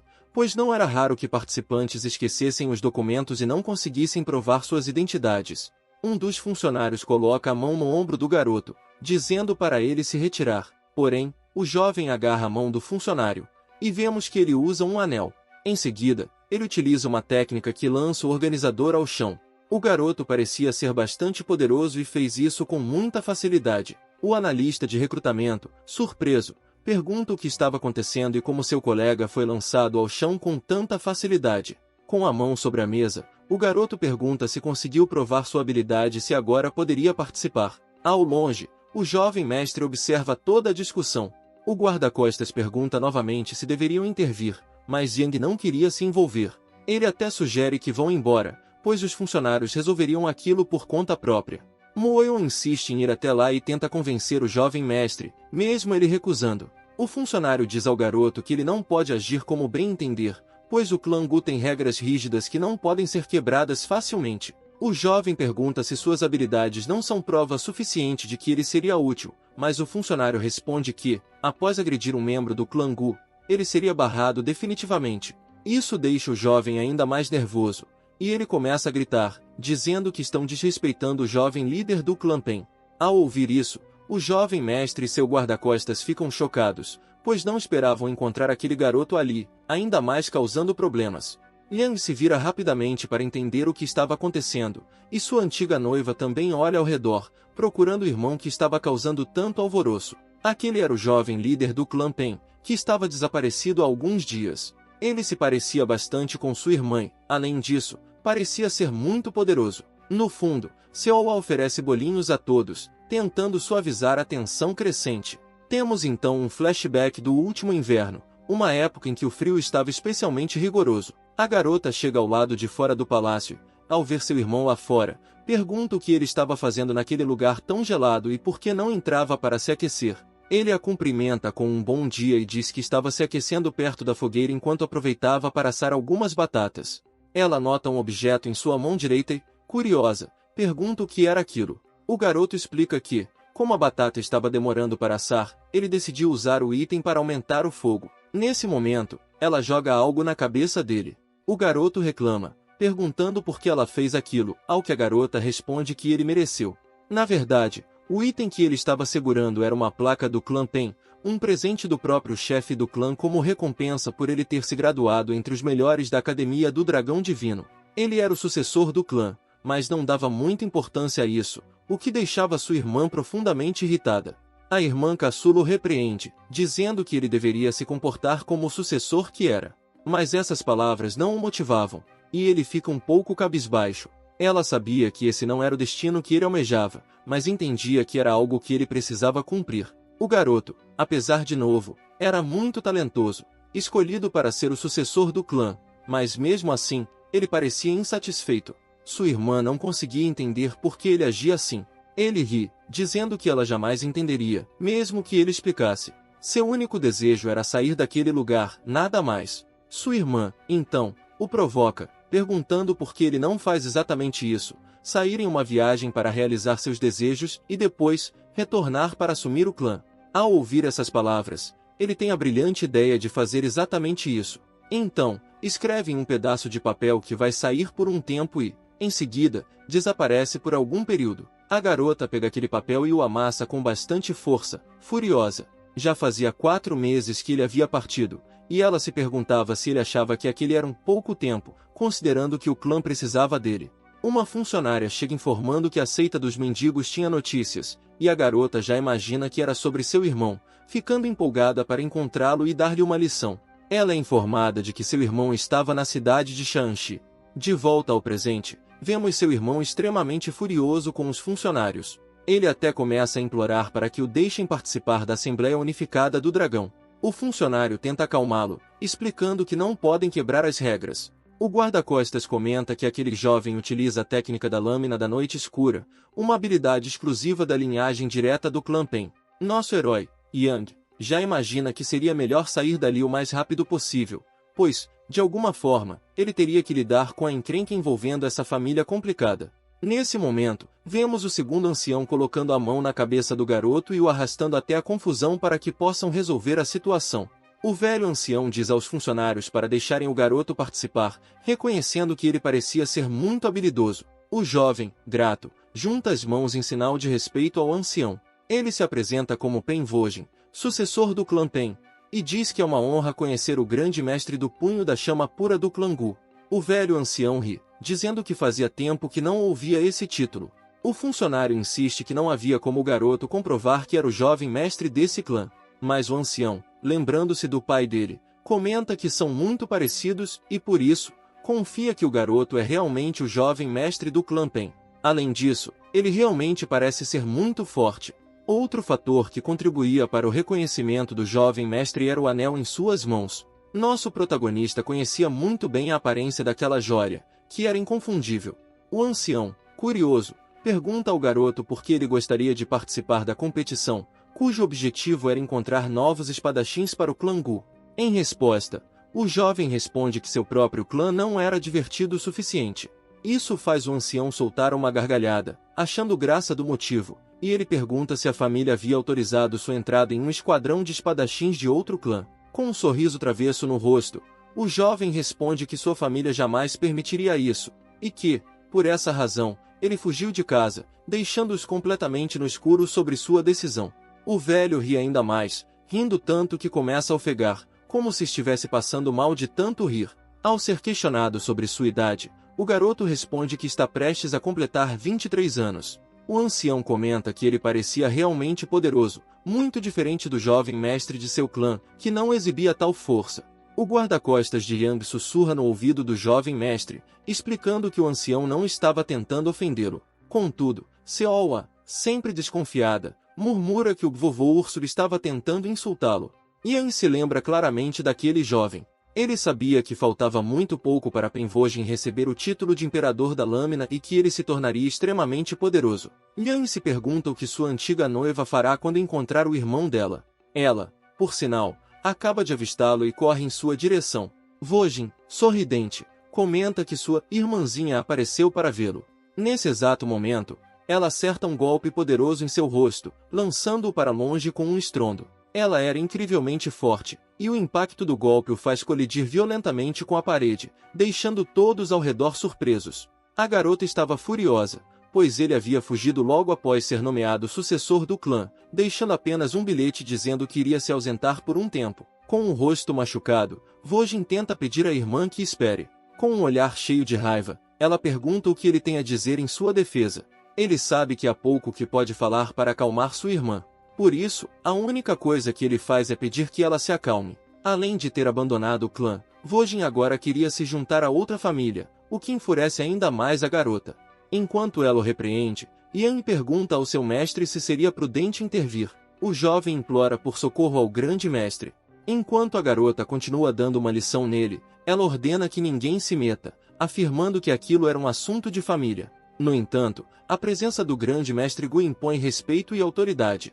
Ela imediatamente interrompe a lição que estava dando em seu irmão, virando-se para prestar reverência ao grande mestre, pedindo desculpas por resolver problemas familiares na frente dele. Depois de pedir desculpas repetidas vezes, ela promete que encontrará uma maneira de recompensá-lo, reconhecendo que foi desrespeitosa e se sentindo envergonhada por suas ações. Tentando se retirar rapidamente, ela se vira para ir embora, mas seu irmão insiste que vai ficar, o que a deixa ainda mais irritada. Quando a garota tenta arrastá-lo para fora dali, ele a encara com um olhar desafiador. A pobre garota sente até um pouco de medo com a mudança de atitude dele. Ao ser questionado por que deseja se juntar a outra família, Vojin responde que é porque seu clã não é divertido, mas a garota rebate, dizendo que ambos os clãs são bastante semelhantes. Ela implora para que ele amadureça, lembrando de que ele é o sucessor. Em resposta, seu irmão diz que quer se divertir um pouco antes de assumir o posto de chefe do clã, e que a única maneira de escapar desse destino seria ficando acamado ou sendo derrotado em batalha.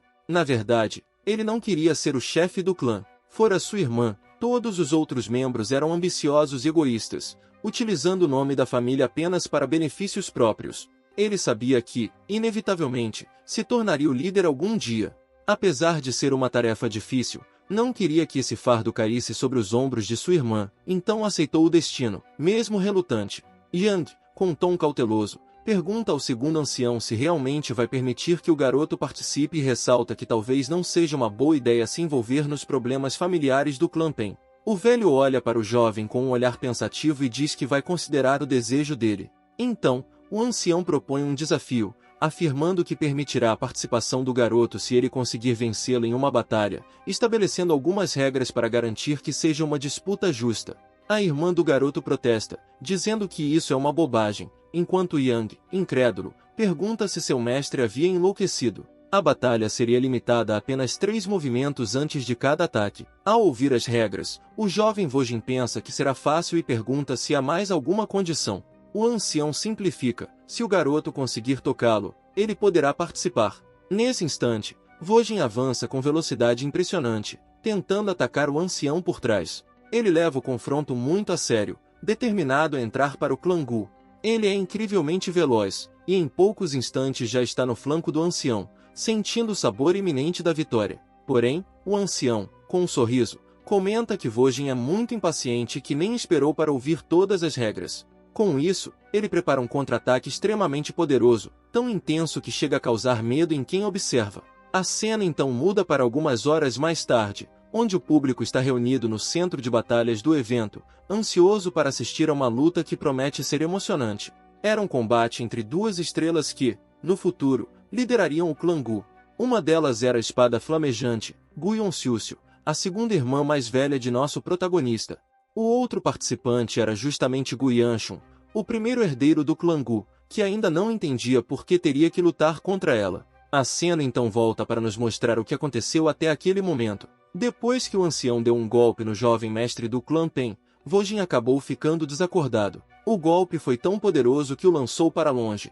Ele se chocou contra algumas barracas de alimentos, causando bastante estrago. O ancião respirou fundo, pois aquele golpe exigiu muita de sua energia. Logo após, ele se mostrou satisfeito, declarando que havia vencido a batalha. Yang, ainda surpreso, pergunta ao seu mestre se não teria sido melhor apenas desviar do ataque. Mas o segundo ancião responde que, em uma batalha, o garoto concordou em lutar e até partiu para o ataque. A única coisa que ele fez foi contra-atacar. Por isso, ele não tinha motivos para se preocupar se o clã Pen viesse reclamar, pois foi um duelo justo, e ele havia controlado a força do golpe para não ferir gravemente o jovem. Nosso protagonista então se vira para sua antiga noiva, perguntando se ela está bem com o que aconteceu. Ela responde, aliviada, que agora seu irmão provavelmente desistiria de entrar no clã Gu. Ela até agradece ao ancião por ter proposto a luta, considerando que foi uma ajuda valiosa. Em resposta, o velho sorri, dizendo que propôs a batalha porque achou que seria engraçado. Seoa começa a segurar sua roupa com força, e Yang inicialmente pensa que ela está com medo do grande urso. Mas, na verdade, ela estava empolgada, impressionada com a força do ancião. Ela começa a imitar com as mãos os golpes que ele deu e comenta animadamente que ele é muito maneiro. O velho, achando a garota encantadora, disse que tinha um presente para ela. Ele tira do bolso um biscoito de mel, o que a deixa visivelmente animada. A garota expressa sua alegria, dizendo que gostou muito do presente, enquanto o ancião continua a rir com satisfação.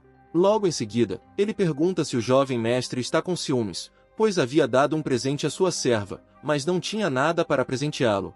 Yang responde que não gosta muito de doces, mas o velho parecia ter algo diferente em mente. E foi assim que chegamos à batalha entre nosso querido protagonista e sua irmã, que o detestava profundamente. A luta parecia contagiar o público, elevando o ânimo de todos. A garota pergunta, com desdém, se ele não vai usar sua espada. Yang tenta lembrar se havia usado uma espada na época em que era mais jovem. Isso porque a arte da Roda das Chamas, do clã Gu, podia ser aplicada de várias maneiras diferentes, sendo uma combinação muito eficaz tanto com espadas quanto com punhos. No final, ele percebeu que seus punhos eram a melhor opção e abandonou as armas. A garota responde com sarcasmo, dizendo que não importa se ele usaria uma arma ou as próprias mãos, deixando claro quanto o despreza. Ela, tirando sarro, diz estar muito agradecida por ter essa oportunidade. Confuso, Yang pergunta a que oportunidade ela se refere. Com um olhar vingativo, ela responde que é a oportunidade de bater no irmãozinho, usando as regras de um duelo, sem sofrer penalidades depois. Tudo isso era culpa do segundo ancião, e Yang não entendia por que o velho havia proposto tal ideia. Quando o ancião sugeriu essa batalha, Yang perguntou por que ele havia feito isso. O velho respondeu que não queria que as pessoas ficassem entediadas e fossem embora. Porém, Yang não acreditava nessa explicação e, frustrado, disse que pensava em desistir no meio do combate. Então, o velho ancião aponta para o outro rapaz, que ainda estava desmaiado, e diz que, se Yang desistisse, o mesmo destino o aguardaria.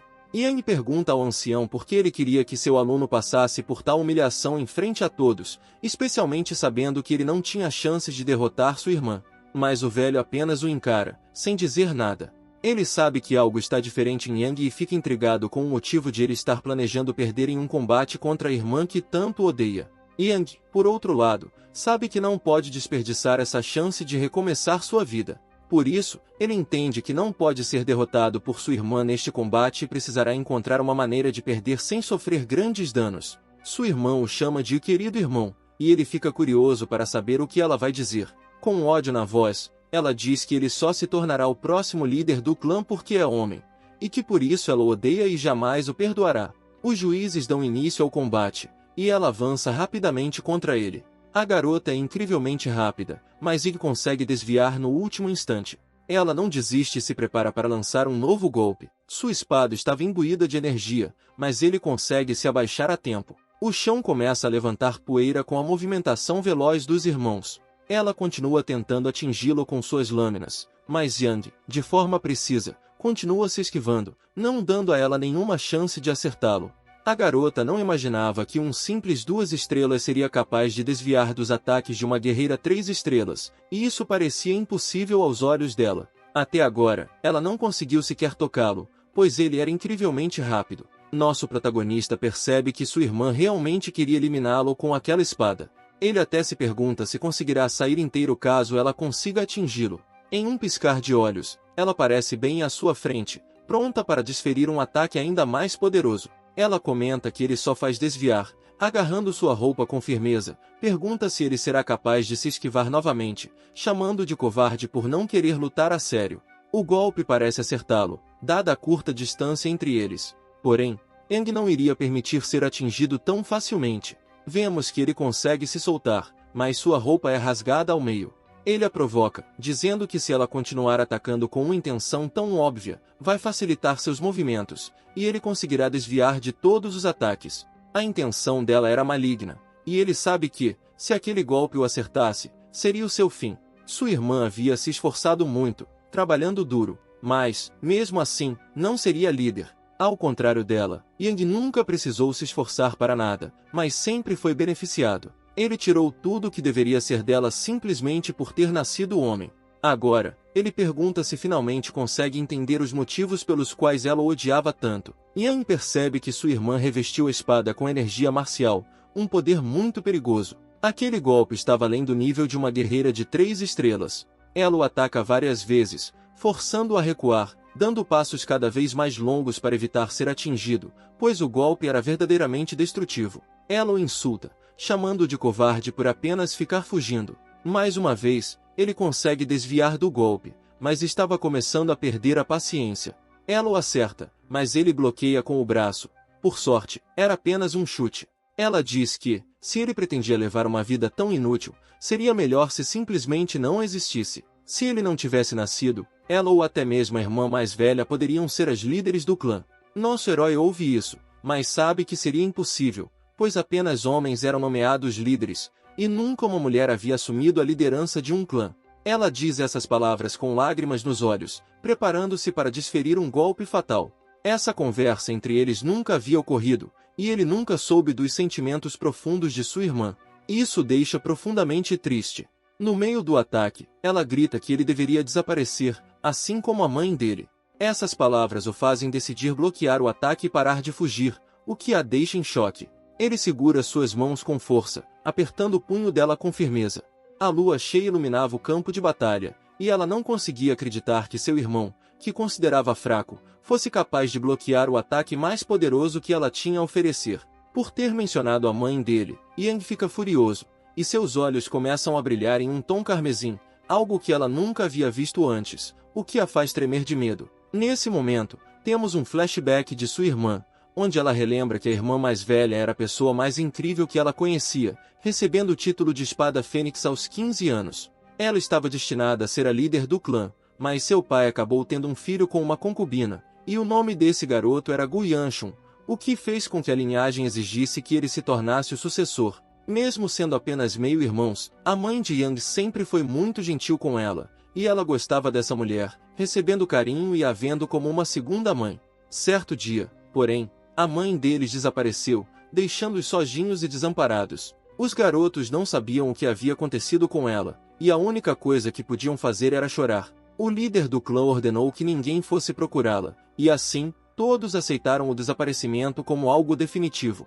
A partir daquele momento, ela nunca mais seria vista novamente. Foi desde esse dia que Yang começou a agir e falar de maneira grosseira com todos ao seu redor. Rumores sobre seu comportamento rude se espalharam por todos os corredores do palácio, e as pessoas começaram a se afastar dele, temendo o jovem mestre, que se tornará desagradável e difícil de lidar. Desde o início, os líderes do clã sempre foram homens. Não importava o quanto ela e sua irmã mais velha se esforçassem, nunca poderiam se tornar as líderes do clã. Ela odiava essa realidade, mas ao mencionar que a mãe dele deveria ter realmente desaparecido, ela despertou um ódio imenso em Yang, que parou de desviar e a encarou com um olhar aterrorizante. Esse olhar lhe causou arrepios. Nunca antes ela havia presenciado algo assim.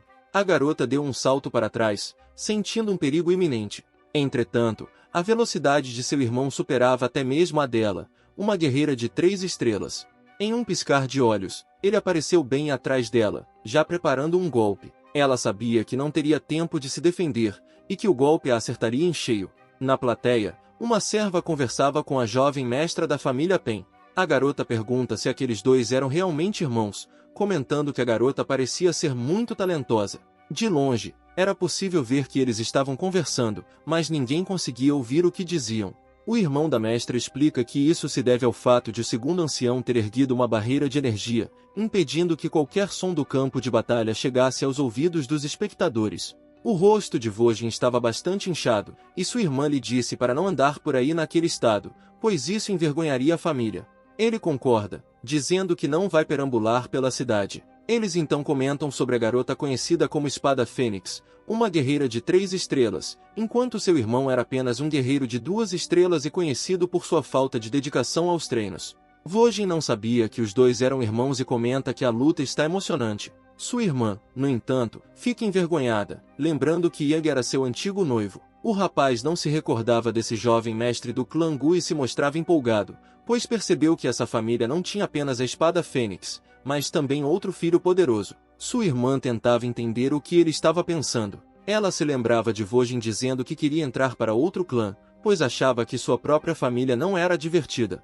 Nesse instante, o jovem diz que a luta havia chegado ao fim. Quando a cena volta para o combate, vemos que a garota está prestes a levar um golpe. No último instante, ela consegue se esquivar e se prepara para atacá-lo com sua espada, agora imbuída de energia de cultivo, usando uma técnica altamente destrutiva. Ela estava utilizando toda a sua força e determinação, declarando que venceria o combate. Antes que ela desferisse o golpe, Yang diz que entende o motivo de ela o odiar. Sua irmã estava tomada pelo espírito de vingança, e ele confessou que também já havia sentido o mesmo. Ele compreendia os sentimentos que a dominavam. Por isso, ele esperava que ela também pudesse entender o motivo dele estar fazendo o que estava fazendo, enquanto a espada se aproximava rapidamente de seu corpo. Nesse momento, Yang estende a mão como se fosse bloquear o ataque. Ela se assusta, pois essa atitude não era comum, e, no último instante, evita o golpe. Por causa dessa hesitação, Yang consegue atingi-la com um poderoso soco no rosto. O impacto foi tão forte que ela ficou desacordada e foi lançada ao chão. Dessa forma, o irmão mais novo havia vencido, enquanto a garota prodígio de 3 estrelas estava desmaiada no chão. O considerado fracassado saiu vitorioso em uma batalha que parecia impossível. O público fica em silêncio por alguns instantes, surpreso com o resultado inesperado, mas logo em seguida começam a gritar em coro que Gu Yanshun havia vencido o duelo. Mais tarde, vemos o garoto sentado próximo aos portões, refletindo sobre sua vitória. Essa vitória não fazia parte de seus planos. Ele jamais imaginou que sua energia de 2 estrelas seria capaz de derrotar sua irmã, e isso foi tão inesperado para ele quanto para os outros. Ele se lembra das palavras de sua irmã, dizendo que gostaria que ele desaparecesse, e essas palavras o ferem profundamente, pois ele não entendia por que ela o tratava assim.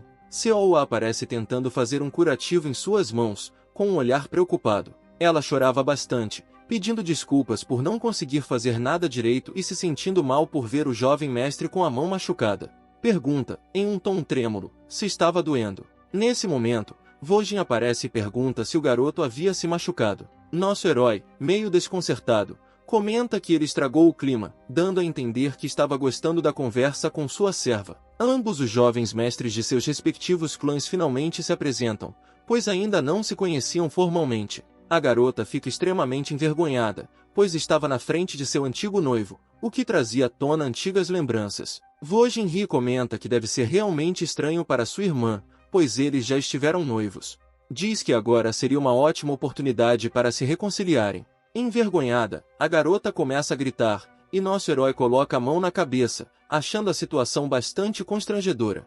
Ele se arrepende profundamente do que havia feito no passado. Vojin, em um gesto amigável, coloca as mãos nas costas de Yang e admite que nunca imaginou que o clã Gu tivesse outro jovem tão promissor. Ele expressa sua felicidade por ter assistido à batalha.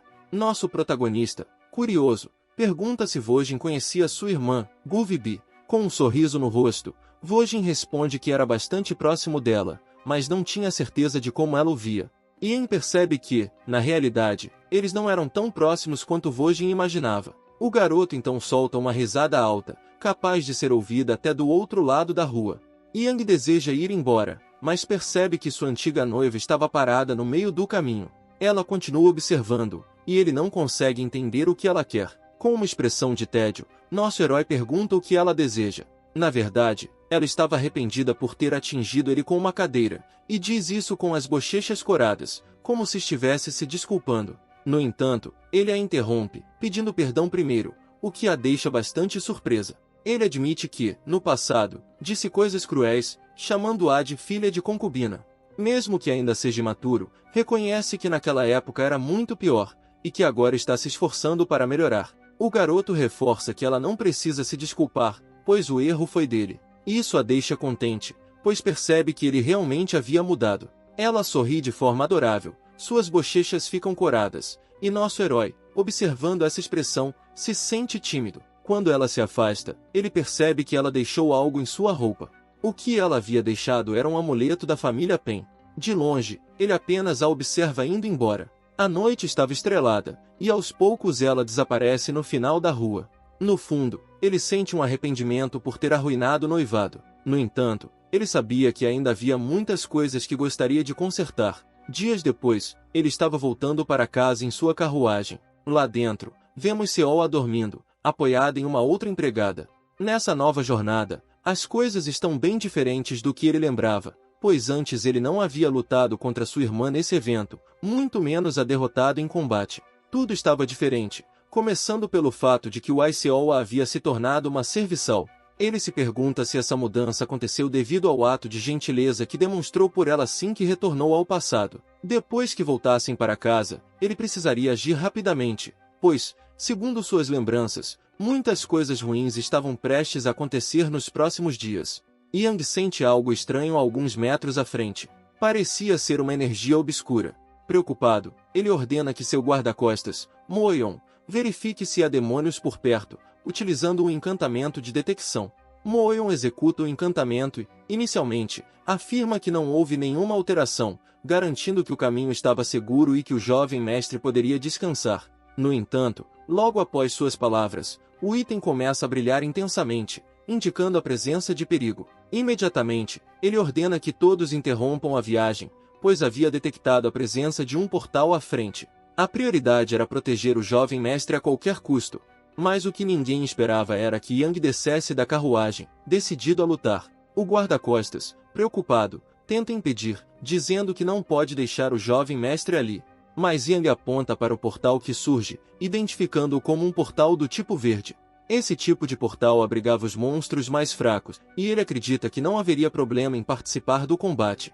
Além disso, era uma boa oportunidade para melhorar suas habilidades. Nesse instante, alguns demônios emergem do portal, com olhos famintos e cheios de malícia. Yang imediatamente prepara um golpe com seus punhos flamejantes. Assim que um dos monstros se aproxima, ele o atinge com força máxima, diretamente em seu ponto vital. Todos os demônios tinham uma fraqueza universal, e ao atingir esse ponto, eles eram facilmente derrotados. O segredo estava em acertar a pedra demoníaca, que funcionava como o núcleo central de energia dos monstros. Assim que essa pedra era destruída, o monstro era derrotado, tornando o combate relativamente simples. Porém, de forma inesperada, ele é atingido, forçando-o a contra-atacar com seus punhos de fogo. Embora seu cultivo tenha melhorado, seu corpo ainda não conseguia acompanhar a intensidade da batalha, deixando-o fraco no chão, sem forças para se levantar. As criaturas começam a cercá-lo, e, devido ao golpe que recebeu, ele não consegue fugir, se vendo encurralado em uma situação desesperadora. No último instante, ele ouve a voz de seu guarda-costas. Como em um passe de mágica, Moeon aparece para proteger o jovem mestre. Os golpes de Moeon são incrivelmente rápidos e precisos, derrotando 3 criaturas em um único segundo. Nosso herói fica surpreso, impressionado com a habilidade do guarda-costas. Ele tenta se lembrar se Moeon sempre foi tão forte assim, mas, pelo que recordava, o guarda-costas não era tão poderoso quanto se mostrou agora. Moeon pergunta se o jovem mestre está bem, e Yang agradece pela ajuda. O guarda-costas alerta que era perigoso para ele batalhar contra monstros, insistindo que ele deveria se proteger. Moeon ainda questiona o que o jovem estava pensando, ressaltando que, se algo acontecesse a ele, o líder do clã não perdoaria e as consequências seriam severas por falhar em seu dever. Envergonhado, Yang tenta minimizar a situação, dizendo que nada de ruim aconteceu. No entanto, ele não percebe que sua mão estava emanando um brilho roxo, revelando uma energia demoníaca. Quando finalmente percebe, fica surpreso. De repente, ele cai no chão, sentindo uma dor intensa e inesperada. Todos correm em sua direção, preocupados com o bem-estar do jovem mestre. A dor era insuportável, e ele não conseguia controlar as chamas que emanavam de seu corpo, uma sensação que lembrava o momento em que foi eliminado por Seowa em sua primeira linha do tempo. Essa era a temida arte do demônio celestial, que absorvia energia demoníaca. Ao olhar para sua mão, ele percebe uma energia incrivelmente intensa. Aos poucos, sua mente começa a se apagar, sendo consumida pelas chamas púrpuras que agora o envolvem. Ele tem uma visão do passado em que vê um homem gravemente ferido. O rapaz, com a voz trêmula, pergunta por que ele fez aquilo, e ao seu redor, o local está imundo, cheio de marcas da batalha recente. O chão ao redor está repleto de guerreiros derrotados, enquanto, próximo à entrada, nosso herói permanece de pé, triunfante após o combate. O jovem, ainda perplexo, questiona o que aqueles guerreiros tinham feito para merecer tal destino.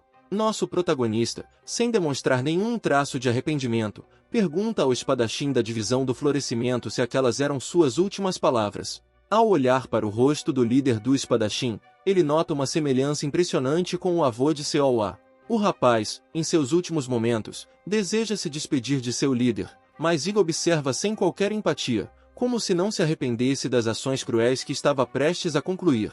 Com suas últimas forças, o espadachim grita pelo líder da seita, e é então que uma silhueta monstruosa se revela no horizonte. Um dragão ancestral emerge de um portal negro, sua presença dominando o cenário. Uma figura misteriosa salta das costas do dragão, aterrissando com um impacto sutil no chão do clã. Com um olhar altivo, ela comenta que a destruição do florescimento não foi tão ruim.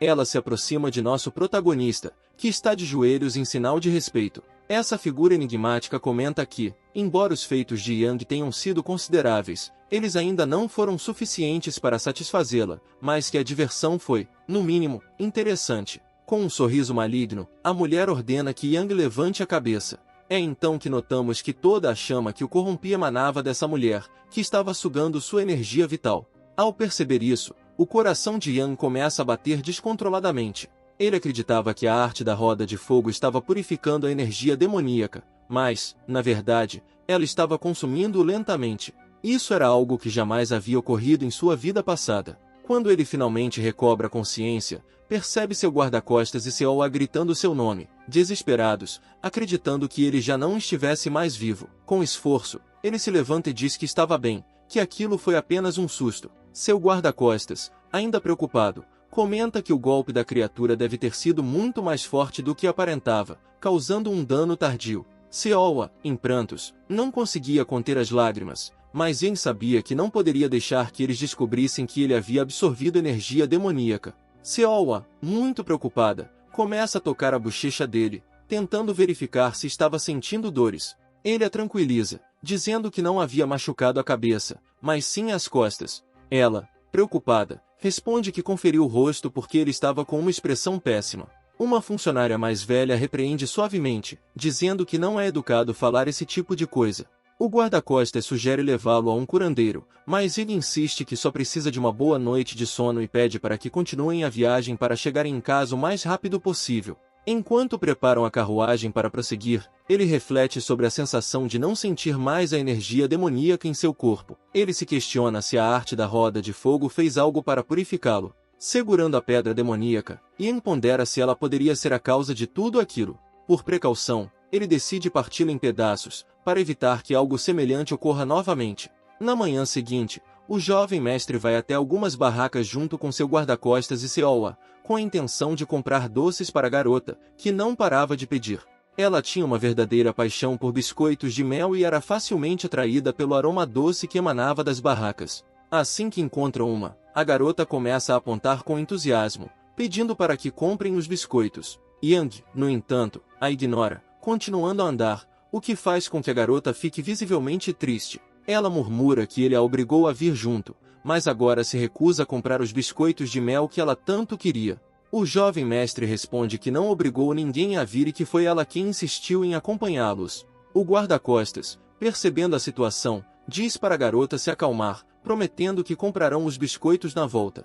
Apesar de sua atenção estar dividida, o rapaz estava visivelmente preocupado com a condição de seu jovem mestre, que ainda não havia se recuperado completamente dos danos sofridos na noite anterior. Enquanto isso, a pequena Seowa não conseguia desviar o olhar dos biscoitos que tanto desejava. Yang, observando a situação, promete que comprará os biscoitos assim que voltarem, mas menciona que há algo importante que ele precisa resolver primeiro. Nesse instante, ele sente uma energia familiar emanando de uma rua próxima, o que desperta sua curiosidade. Ao olhar na direção da energia, ele a reconhece como algo que já havia sentido antes. Ele observa o beco com atenção, tentando identificar a origem da energia, e seu guarda-costas pergunta o que o jovem mestre está fazendo e se ele está procurando alguém em específico. Ian então ordena que Seowa volte para casa e avise aos outros que ele chegará tarde, decidindo seguir adiante apenas com Moeon. A garota, relutante, lembra que seu avô a mandou seguir o jovem mestre, mas Yang, em um tom mais sério, oferece 10 biscoitos de mel se ela concordar em retornar. Seowa, sempre perspicaz, negocia, pedindo também 10 bolinhos em troca, estendendo a mão para selar o acordo. Ele aceita a oferta, prometendo cumprir o combinado e trazer os doces para ela. Com isso, Seowa finalmente concorda em voltar para a mansão, selando o acordo com um aperto de mão. Em seguida, Yang e Moeon adentram o beco, com o guarda-costas perguntando repetidamente onde estavam indo. Yang apenas responde que ele verá quando chegarem ao destino.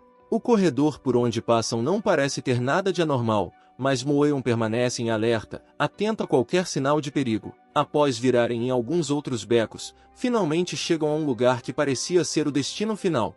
Yang afirma que encontrou o que estava procurando, enquanto Moeon, visivelmente desconfiado, comenta que o local parece perigoso. O prédio à sua frente emanava uma energia sinistra, algo que parecia envolver todo o ambiente.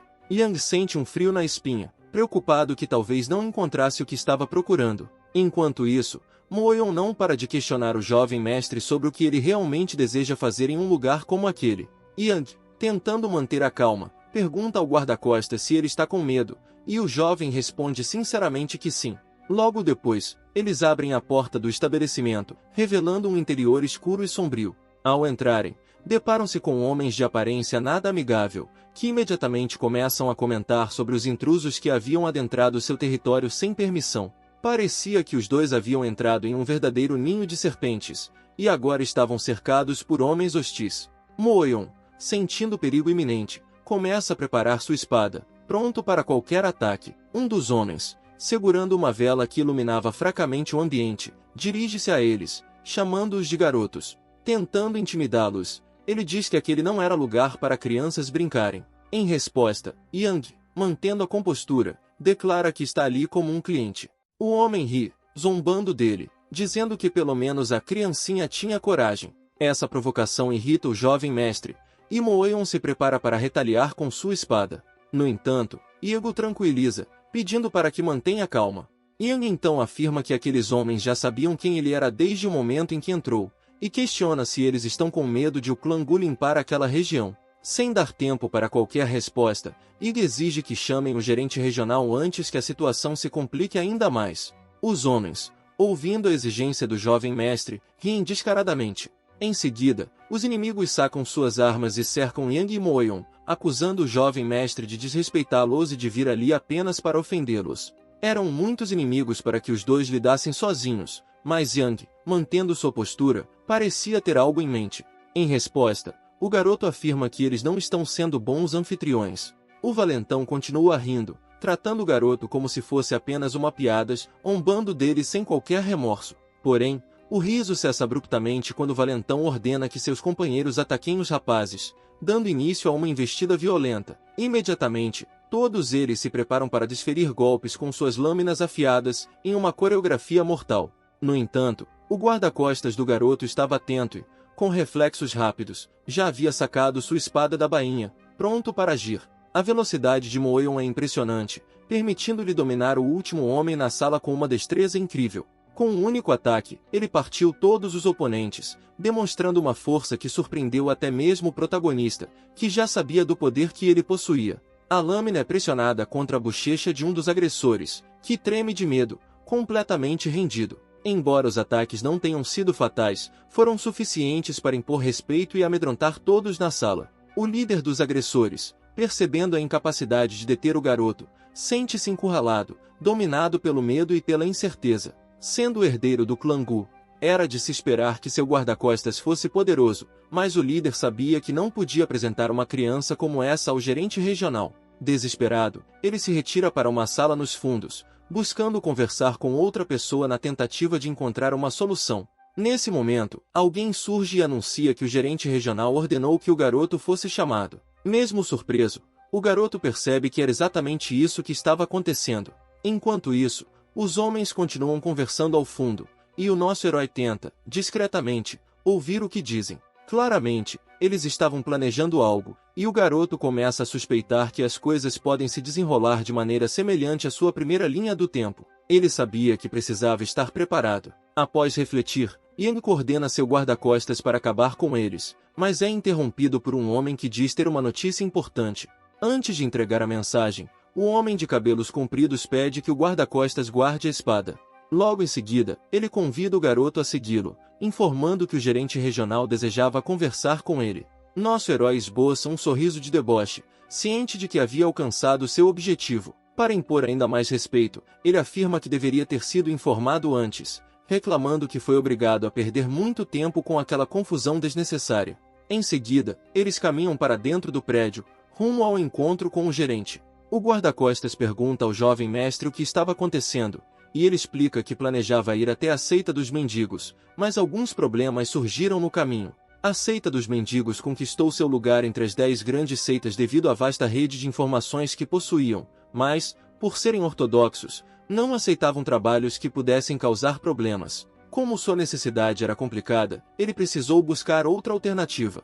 A seita dos mendigos era a melhor na obtenção de informações, mas a seita para a qual ele estava se dirigindo não seguia o mesmo código ortodoxo, o que a tornava mais adequada para seus objetivos. Essa seita, chamada Al, era o lugar onde ele esperava encontrar as informações de que precisava. O garoto desce as escadas em direção ao subsolo, determinado a obter o que veio buscar. Ao chegarem ao destino, são recebidos por alguém que lhes dá as boas-vindas. Era o líder da ramificação de Shanxi do Wunshu, sentado atrás de uma mesa em um ambiente mal iluminado, que se desculpava pelo comportamento agressivo de seus homens. O garoto se aproxima da mesa e, com confiança, diz que não precisa se desculpar, perguntando se eles aceitarão sua comissão, já que estava oferecendo uma quantia considerável. O líder, intrigado, pergunta por que o garoto não recorreu à seita dos mendigos, e em vez disso, veio até eles, que eram menores e inortodoxos. Nosso protagonista responde que estava ali justamente porque era algo que só eles poderiam fazer, questionando por que o líder estava tão curioso. O líder pede desculpas novamente, explicando que foram rudes como um mecanismo de defesa. Nosso herói, sem paciência para conversas desnecessárias, pergunta diretamente se eles aceitarão o serviço ou não. Em resposta, o homem afirma que aceita ou não recusa comissões, desde que o contratante possa pagar. Ele então se mostra disposto a ouvir a proposta. Ian explica que está procurando uma pessoa específica, um garoto de aproximadamente 10 anos, e entrega um papel contendo algumas informações detalhadas. Após examinar o documento cuidadosamente, o líder da seita começa a analisar cada detalhe do que estava escrito. Depois de alguns segundos de reflexão, ele retira o que disse anteriormente e informa que não pode aceitar a missão. Ele justifica que alguém chegou antes do jovem mestre, Pagou para que a criança fosse protegida, e pede desculpas, solicitando que ele compreenda a situação. Nosso protagonista, no entanto, questiona se o líder da seita não aceitaria um valor maior pela comissão, insinuando que a pessoa que fez o pagamento anterior não é o verdadeiro líder. Imediatamente, todos na sala sacam suas espadas em uníssono, prontos para eliminar o garoto por suas palavras desrespeitosas na presença do suposto líder. Yang permanece em silêncio, apenas aguardando a resposta, demonstrando uma calma inquietante.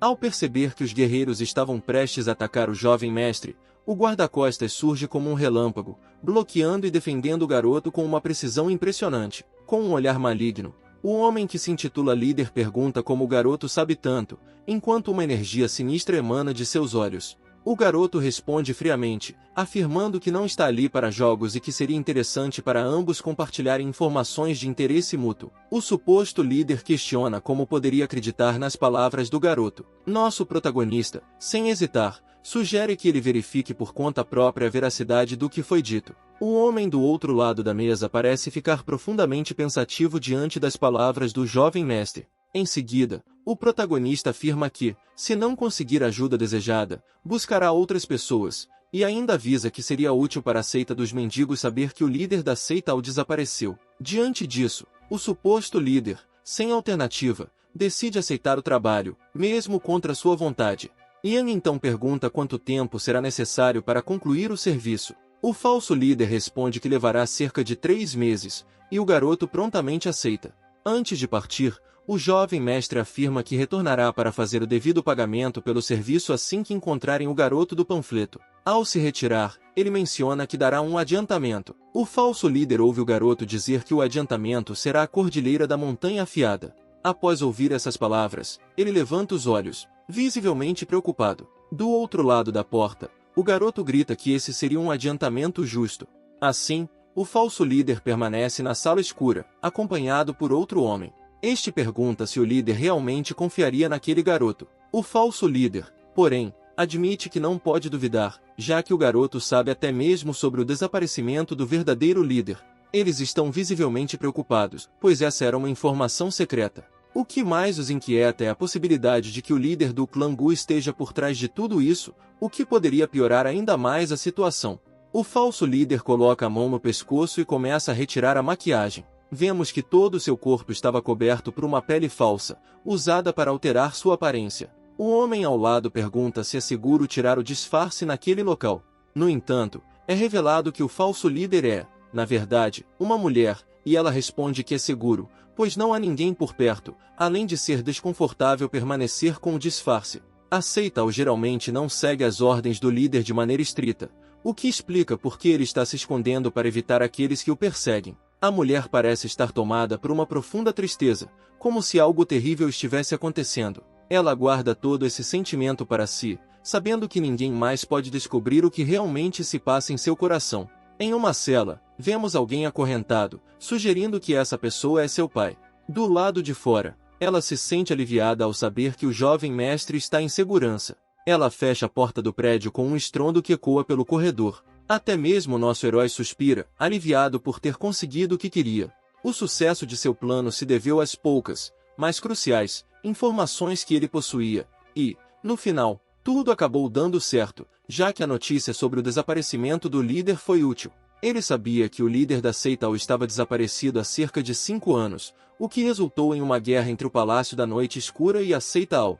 A Aliança Morim fez um ataque surpresa, derrotando o Palácio da Noite Escura, colapsando-o e pondo fim à guerra. No entanto, o líder não resistiu, e, no final, a seita Ao desmoronou. Porém, ele não conhecia a localização exata do palácio. Teve sorte de saber um pouco sobre essa informação e também de conhecer o líder pessoalmente. Por ter voltado no tempo, ele possuía conhecimentos sobre eventos que ainda não haviam acontecido. Seu plano era encontrar o garoto que havia alcançado o nível máximo de administração do culto demoníaco, conhecido por sua aparência peculiar. Esse garoto também era chamado de Cérebro do Culto Demoníaco e seu nome era Zuji Yuki. Seu poder era impressionante, e por isso Ian precisava detê-lo. Até mesmo o Aiseoa teve dificuldades em enfrentar as táticas malignas dele, e se o nosso herói não interrompesse seu avanço, ele acabaria ajudando no domínio do culto demoníaco. O guarda-costas comenta que, embora não saiba exatamente quem o jovem mestre está procurando, levará muito tempo para encontrá-lo.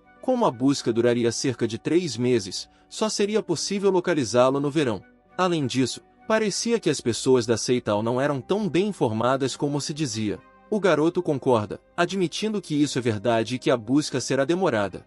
Ele então começa a refletir, tentando reunir todas as informações que possui. Diversas coisas ruins aconteceram nessa época, e aos poucos ele vai se lembrando. Uma dessas coisas foi a descoberta da câmara secreta do clã Jin Xuanyon. Apesar das inúmeras riquezas acumuladas lá, o que realmente importava eram as preciosas pílulas espirituais encontradas na câmara. Se alguém evoluísse através dessas pílulas, adquiriria um poder impressionante, e o brilho roxo delas chamava a atenção de todos, mesmo daqueles que não sabiam do que se tratava. Se alguém as consumisse, poderia se tornar um humano demoníaco logo após, tornando-se uma das principais fontes de poder do culto demoníaco. Zhu Jiuque era um grande problema, mas a Câmara Secreta também representava uma ameaça. Mesmo que ele quisesse prevenir o pior, a Câmara estava muito distante, e ele não conseguiria chegar lá a tempo. Por isso, ele não tinha escolha e não havia nada que pudesse fazer.